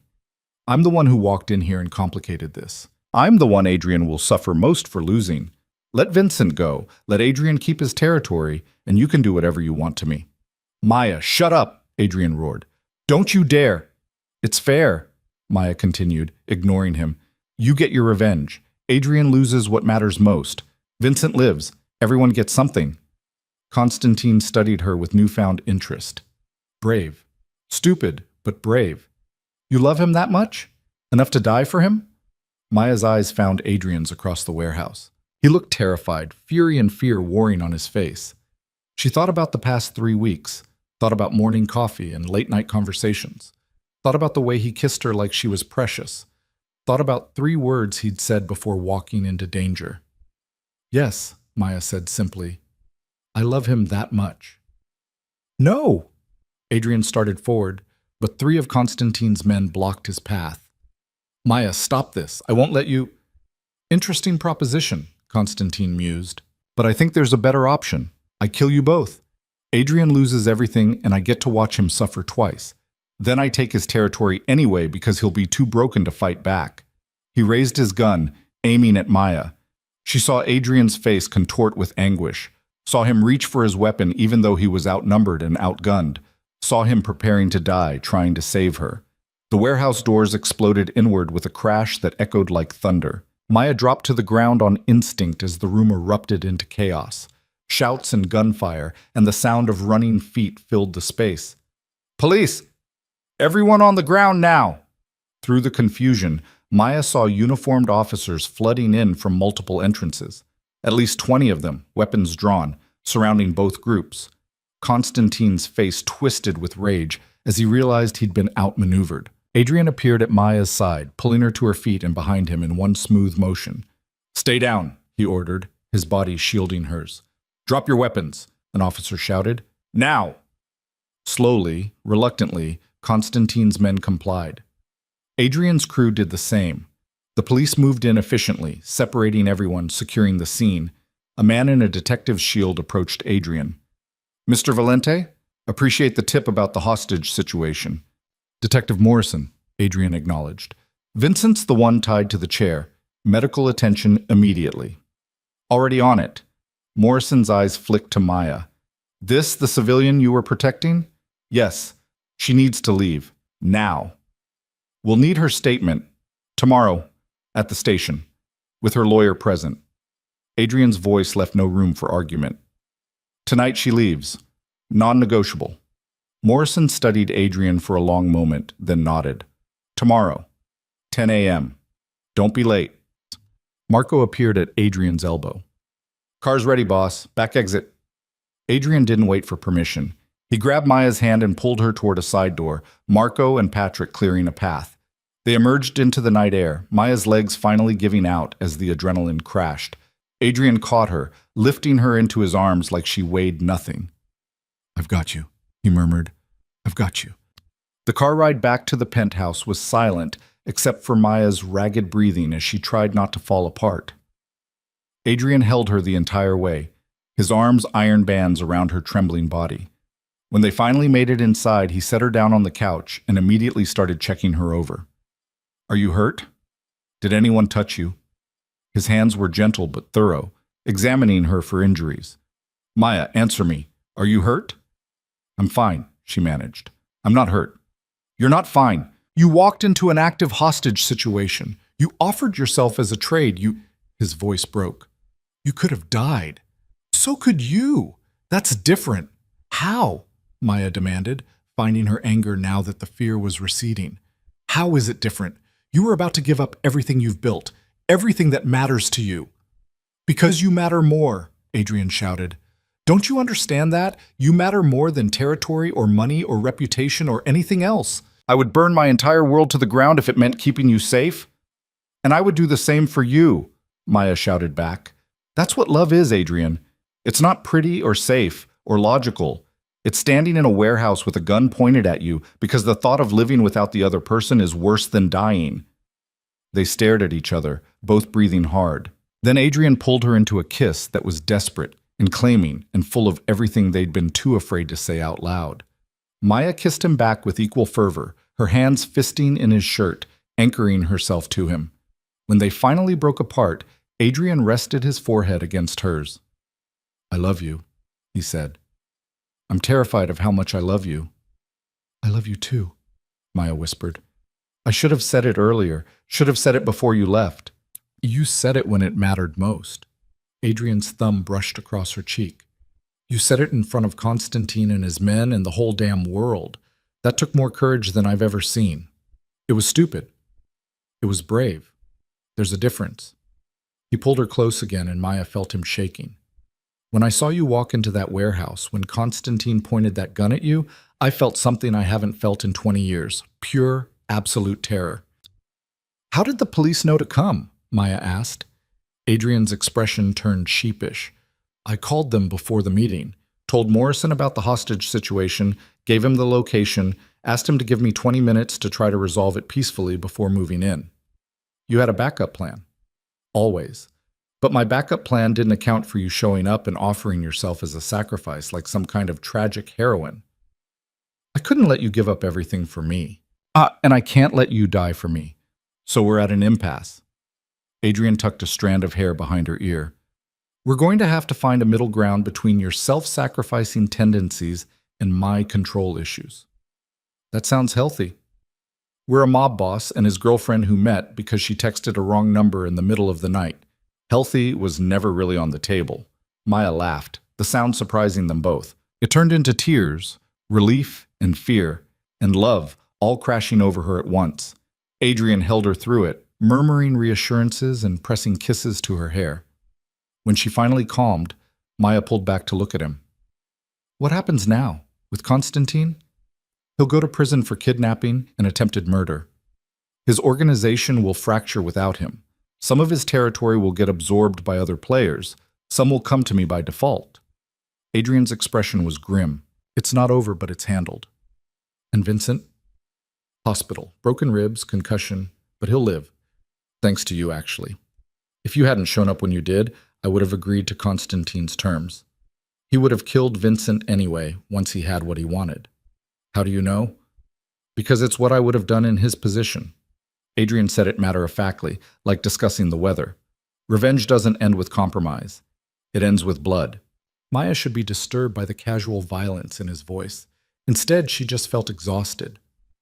I don't know how to live in your world, Adrian. I don't know the rules or the players or how to keep from making things worse. Then we'll figure it out together. Both of us learning, both of us adapting. He cupped her face in his hands. But Maya, you need to promise me something. Promise me you'll never put yourself in danger like that again. My heart can't take it. Only if you promise the same thing. That's not fair. Danger is part of my job. Then learn to delegate. Maya's voice was firm. Because I'm not spending our relationship constantly terrified you're going to die. If we're doing this, really doing this, you need to find a way to be safer. Adrian was quiet for a long moment. Then he nodded slowly. Okay, I'll try. I'll step back from the front lines more. Let Marco handle the dangerous situations. But that means you need to trust me to keep you safe without trying to protect me back. Deal. They sealed it with a kiss that was softer this time, a promise rather than a claim. When they finally pulled apart, Adrian stood and pulled Maya to her feet. Come on, he said. You need rest. It's been a hell of a night. But Maya didn't move toward her bedroom. Instead, she tugged Adrian toward his. He raised an eyebrow but didn't protest, following her into the space she'd never entered before. His room was exactly what she expected, minimalist and masculine, all dark wood and clean lines. The bed was massive, the sheets expensive. It looked like a place designed for sleeping alone. Stay with me tonight, Maya said. I don't want to be alone. Maya, we don't have to. I know we don't have to. I want to. Unless you don't want... Adrian silenced her with a kiss. I want to. I've wanted to since the night you fell asleep on my couch after dinner 2 weeks ago. But I need you to be sure. I'm sure. Maya's hands found the hem of his shirt. I'm sure about you, about us, about all of it. I almost lost you tonight, Adrian. I don't want to waste any more time being afraid. They undressed each other slowly, learning bodies through touch in the darkness. Adrian was careful with her healing ribs, gentle in a way that made Maya's eyes sting. This was nothing like Ethan's rough demands or selfish taking. This was Adrian worshiping every inch of her skin, making her feel cherished and valuable and safe. Later, wrapped in his arms with her head on his chest, Maya felt something settle in her soul. This was home. Not the penthouse or the city or even the bed they were lying in. Home was this man with his complicated morality and dangerous life and absolute devotion to keeping her safe. I love you, she whispered into the darkness. Adrian's arms tightened around her. I love you more. Not possible. Want to bet? Maya smiled against his chest. We could argue about this all night. I can think of better ways to spend all night. He proved his point thoroughly, and by the time Maya finally fell asleep, she was boneless and satisfied and completely, irrevocably his. Morning light filtered through the curtains, painting golden streaks across Adrian's bedroom. Maya woke slowly, her body deliciously sore in ways that had nothing to do with old bruises and everything to do with the man still sleeping beside her. Adrian's arm was draped across her waist, his breathing deep and even. In sleep, the hard lines of his face softened, making him look younger, almost peaceful. Maya traced the scar along his collarbone with gentle fingers, wondering about the story behind it. There were so many stories written on his skin, so many pieces of his violent life she was only beginning to understand. But she had time now. Time to learn every scar, every story, every part of him he'd kept hidden from the world. Adrian stirred, his dark eyes opening to find her watching him. A slow smile spread across his face. "Morning," he murmured, his voice rough with sleep. "Morning." Maya leaned in to kiss him softly. "How long until we have to face reality?" Adrian glanced at the clock on his nightstand. "Statement at the police station in 3 hours.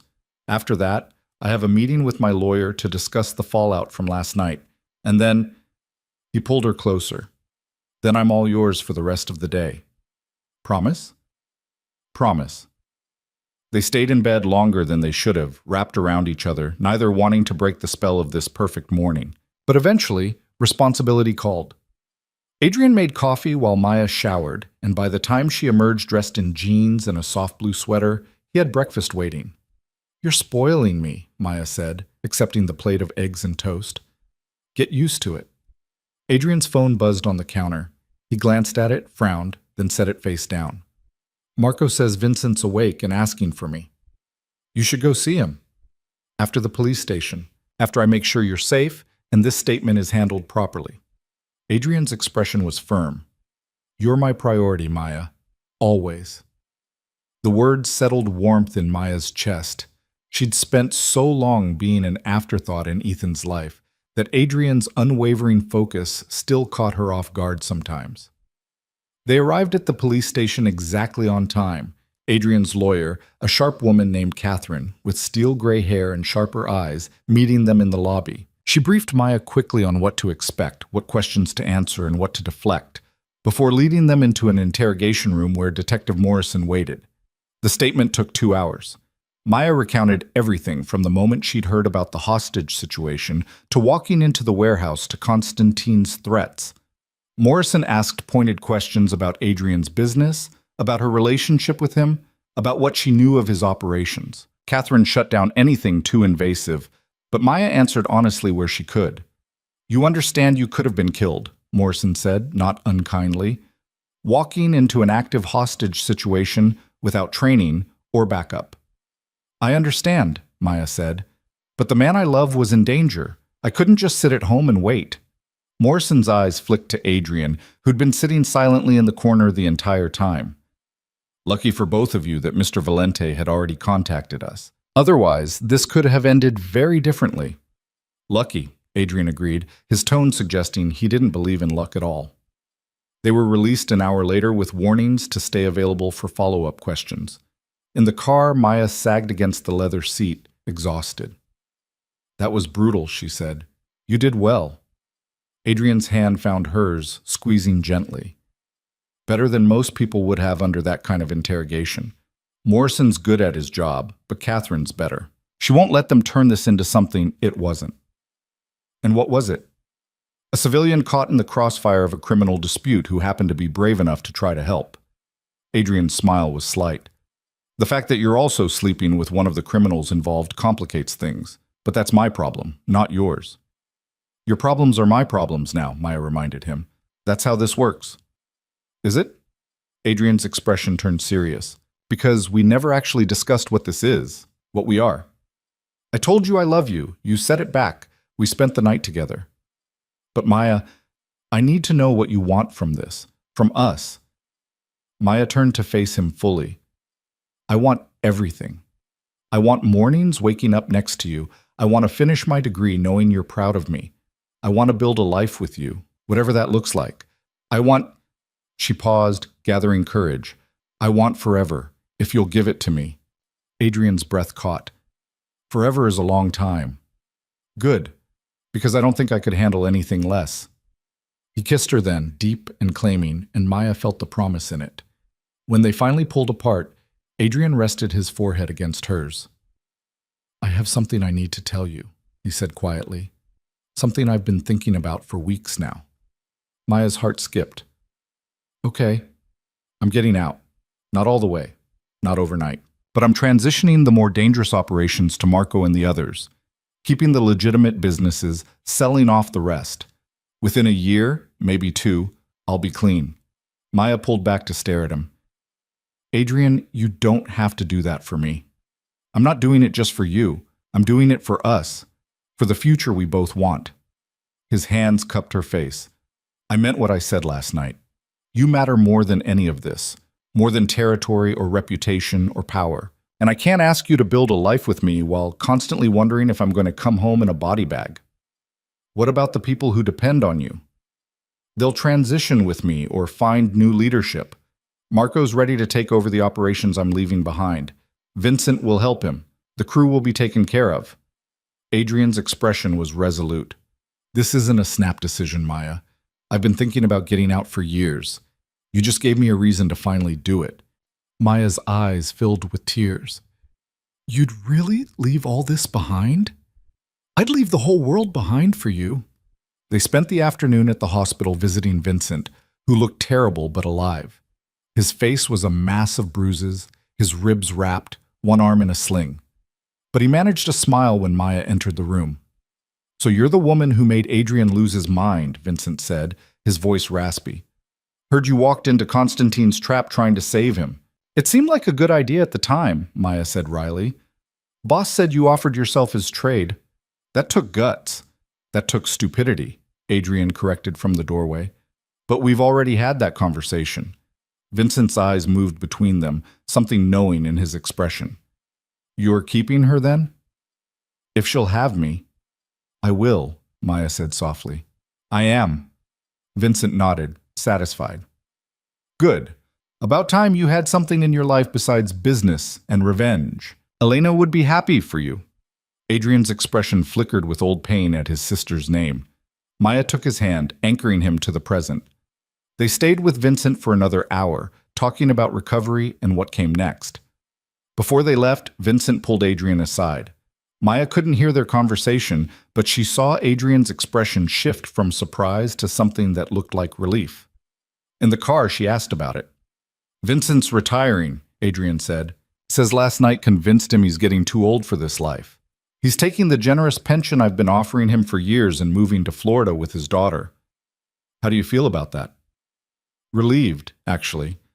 Vincent's been loyal for 15 years. He deserves a peaceful retirement, not a violent end in some warehouse. Adrian's fingers drummed on the steering wheel. Everyone I care about is leaving the life. Vincent's retiring. Marco's training his replacement so he can move into legitimate security consulting. And I'm transitioning out. It feels like the end of an era. Maybe it's the beginning of a better one, Maya suggested. Adrian glanced at her, his expression softening. Maybe it is. They drove to Maya's mother's house next, a decision they'd made that morning. It was time for her mother to meet Adrian, to understand where Maya had been and who she'd been with. Maya was terrified. Her mother's house was a small two-bedroom in a working-class neighborhood, the lawn meticulously maintained, flower boxes bright with late spring blooms. Adrian parked on the street and turned to Maya. You ready for this? No, but let's do it anyway. Her mother answered the door on the second knock, her face cycling through shock, relief, and fury in rapid succession when she saw Maya. Where have you been? I've been worried sick. Her mother pulled Maya into a crushing hug. Don't you ever disappear like that again. Do you hear me? I'm sorry, Mom. I'm so sorry. Maya hugged her back tightly. I should have called sooner. Her mother pulled back, her eyes finding Adrian standing respectfully behind Maya. And who is this? Mom, this is Adrian Valente. He's... Maya paused, not sure how to explain. He's the one who's been keeping me safe. Her mother's eyes narrowed, taking in Adrian's expensive suit and careful posture. Safe from what exactly? Can we come in? Maya asked. It's a long story. They sat in her mother's living room, the space achingly familiar with its floral couch and family photos on every surface. Maya told her everything, Ethan's abuse, the night she'd texted a wrong number, Adrian coming to save her. She left out the criminal details, simply saying Adrian had connections that let him protect her.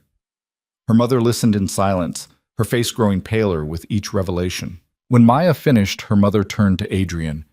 You saved my daughter's life, she said quietly.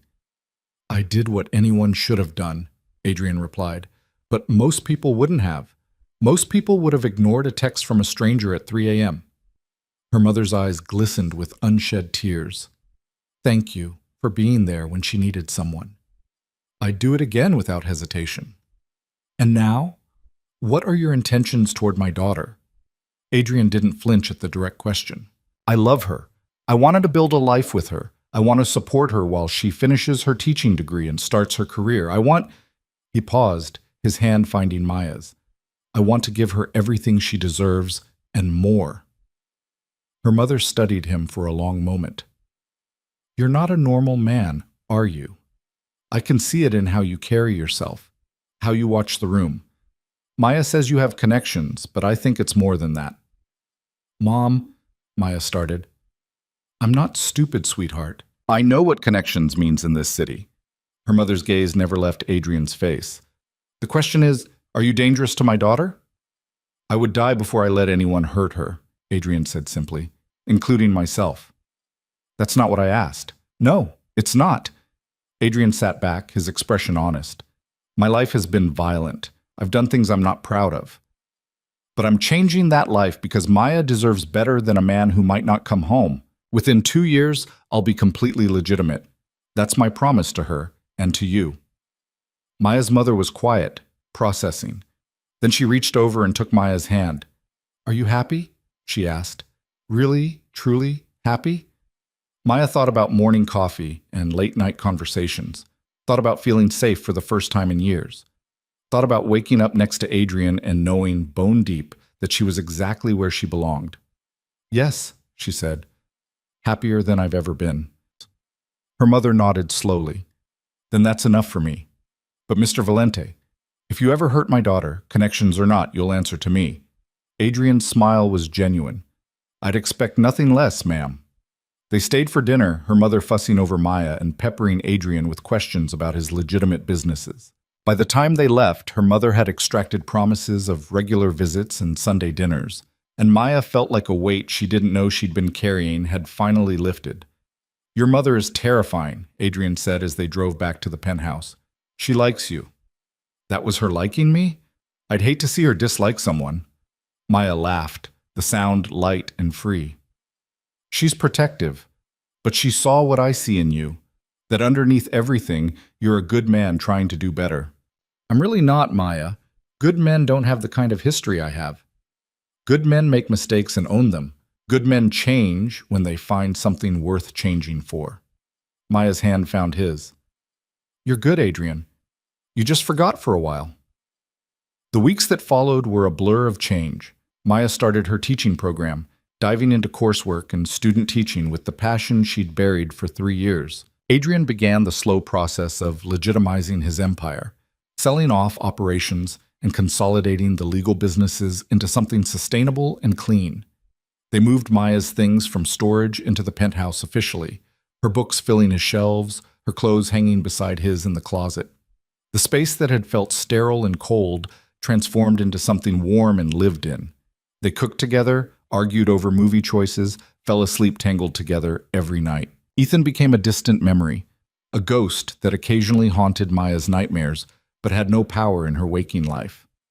The last she'd heard he'd moved to Arizona was attending court-mandated anger management and had finally faced consequences for his actions when a previous girlfriend came forward with her own abuse allegations. Maya didn't feel sorry for him. She felt free.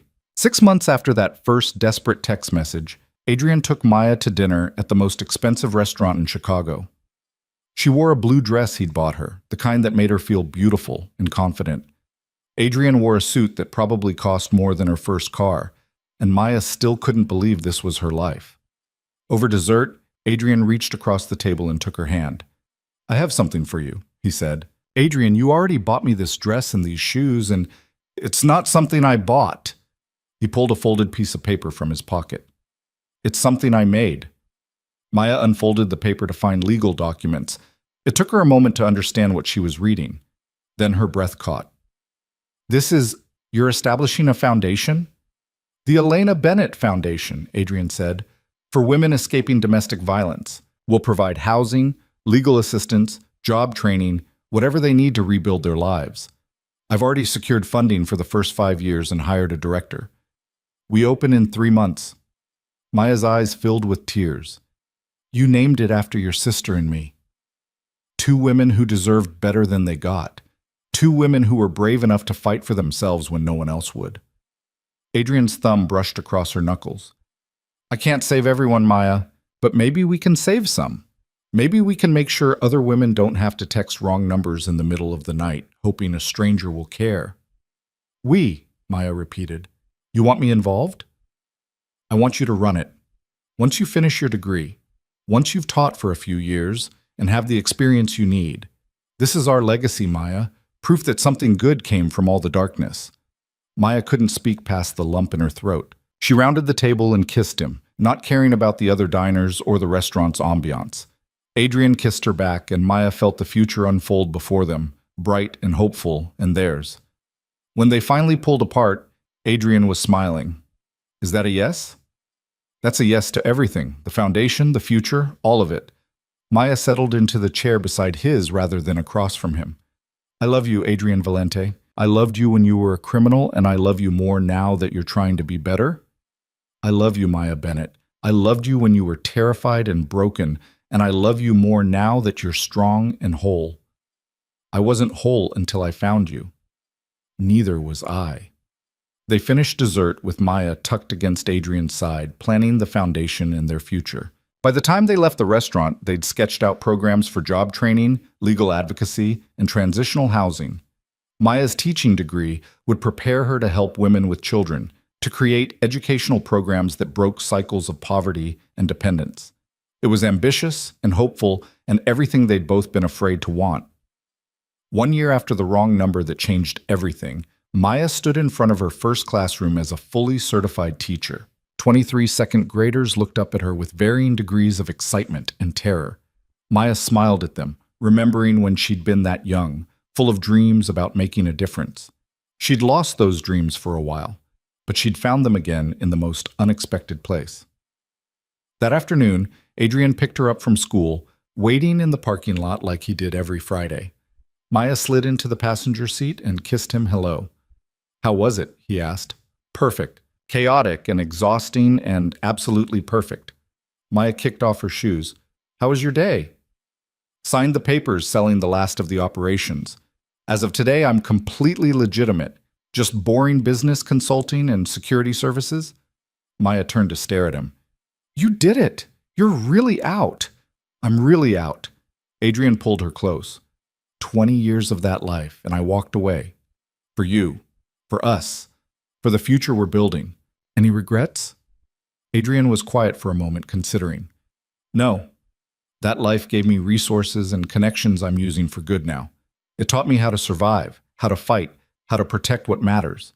I don't regret what I learned. I just regret how long it took me to learn there was another way. They drove home. The penthouse was home now, truly, and changed into comfortable clothes. While Adrian started dinner, Maya pulled out her laptop and worked on curriculum plans. This was their life now. Quiet domesticity with a man who'd once been Chicago's most feared criminal. Her phone buzzed with a text from her mother. Mom, Sunday dinner this week? I'm making your favorite. Maya, we'll be there. Adrian's bringing wine. Mom, tell him to bring the expensive stuff. I'm getting used to the finer things. Maya laughed and showed Adrian the message.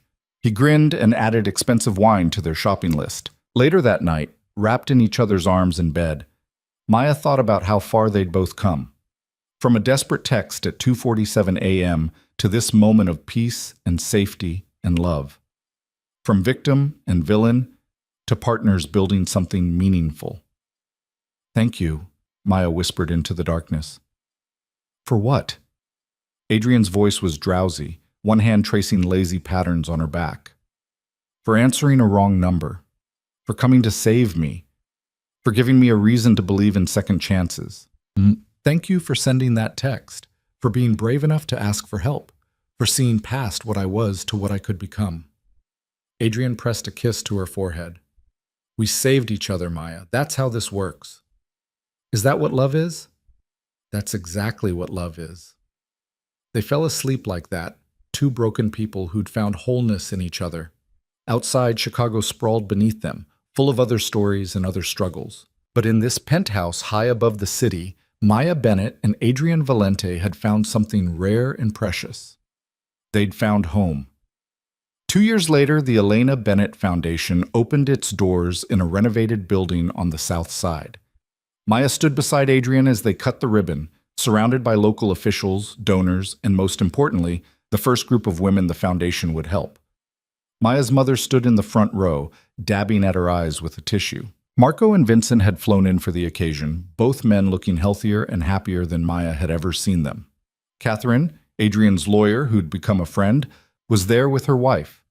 Even Detective Morrison had shown up, offering his quiet support for the program. As Maya gave her speech about second chances and rebuilding lives, she caught Adrian's eye. He was watching her with such pride and love that Maya's voice nearly faltered. This man who'd built an empire on fear and violence was now using every resource he had to help women escape the exact kind of danger he'd once embodied. People could change. Lives could be rebuilt. Wrong numbers could lead to right places. After the ceremony, Adrian pulled Maya aside. "I have something for you," he said, reaching into his pocket. "Adrian, we just opened a foundation. That's gift enough." "This is different." He pulled out a small velvet box. "This is personal." Maya's breath caught as he opened it to reveal a simple diamond ring, elegant and perfect. "Maya Bennett, you texted a wrong number and changed my entire life. You made me want to be better. You made me believe in second chances and redemption and love." Adrian took her hand. "Will you marry me? Will you build this life with me officially? Will you—" "Yes," Maya interrupted, tears streaming down her face. "Yes, yes, 1,000 times yes." Adrian slipped the ring on her finger and kissed her as their friends and family applauded.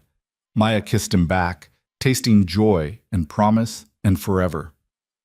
That night, back in their penthouse, Maya looked at the ring on her finger and marveled at how one desperate moment of fear had led to this. To love and safety and a future she'd never dared imagine. "What are you thinking?" Adrian asked, coming up behind her and wrapping his arms around her waist. "I'm thinking about that night, when I was locked in a bathroom, terrified, texting what I thought was my friend's number." Maya leaned back against him. "I was so scared. I thought I was going to die." "But you didn't." "No, because a stranger answered, because you cared about someone you'd never met, because you drove across the city to save me." She turned in his arms. "That wrong number was the best mistake I ever made." "It wasn't a mistake," Adrian said softly. "It was fate. Destiny. Whatever you want to call it. You were supposed to text me that night. I was supposed to save you, and we were supposed to save each other." "You believe in fate now?" "I believe in us." "That's close enough." Maya kissed him, pouring every ounce of love and gratitude into it. When they finally pulled apart, Adrian smiled. "Ready for the rest of our lives?" he asked. Maya looked around the penthouse that had become a home, thought about the foundation they'd built together, the lives they'd change, the future stretching before them bright with possibility. Thought about the scared woman she'd been and the strong woman she'd become. Thought about the criminal who'd found redemption and the victim who'd found her voice. "Ready?" Maya said. "Let's build something beautiful." And they did. The wrong number that had carried a desperate plea for help became the foundation of their story. The stranger who'd answered became the love of her life. The penthouse that had been a hiding place became a home. And two broken people became whole by choosing each other every single day for the rest of their lives. In a city full of violence and fear, Maya and Adrian created something rare. A love story built on second chances, fierce protection, and the courage to believe that even in the darkest moments, hope could answer when you called, even if you called the wrong number.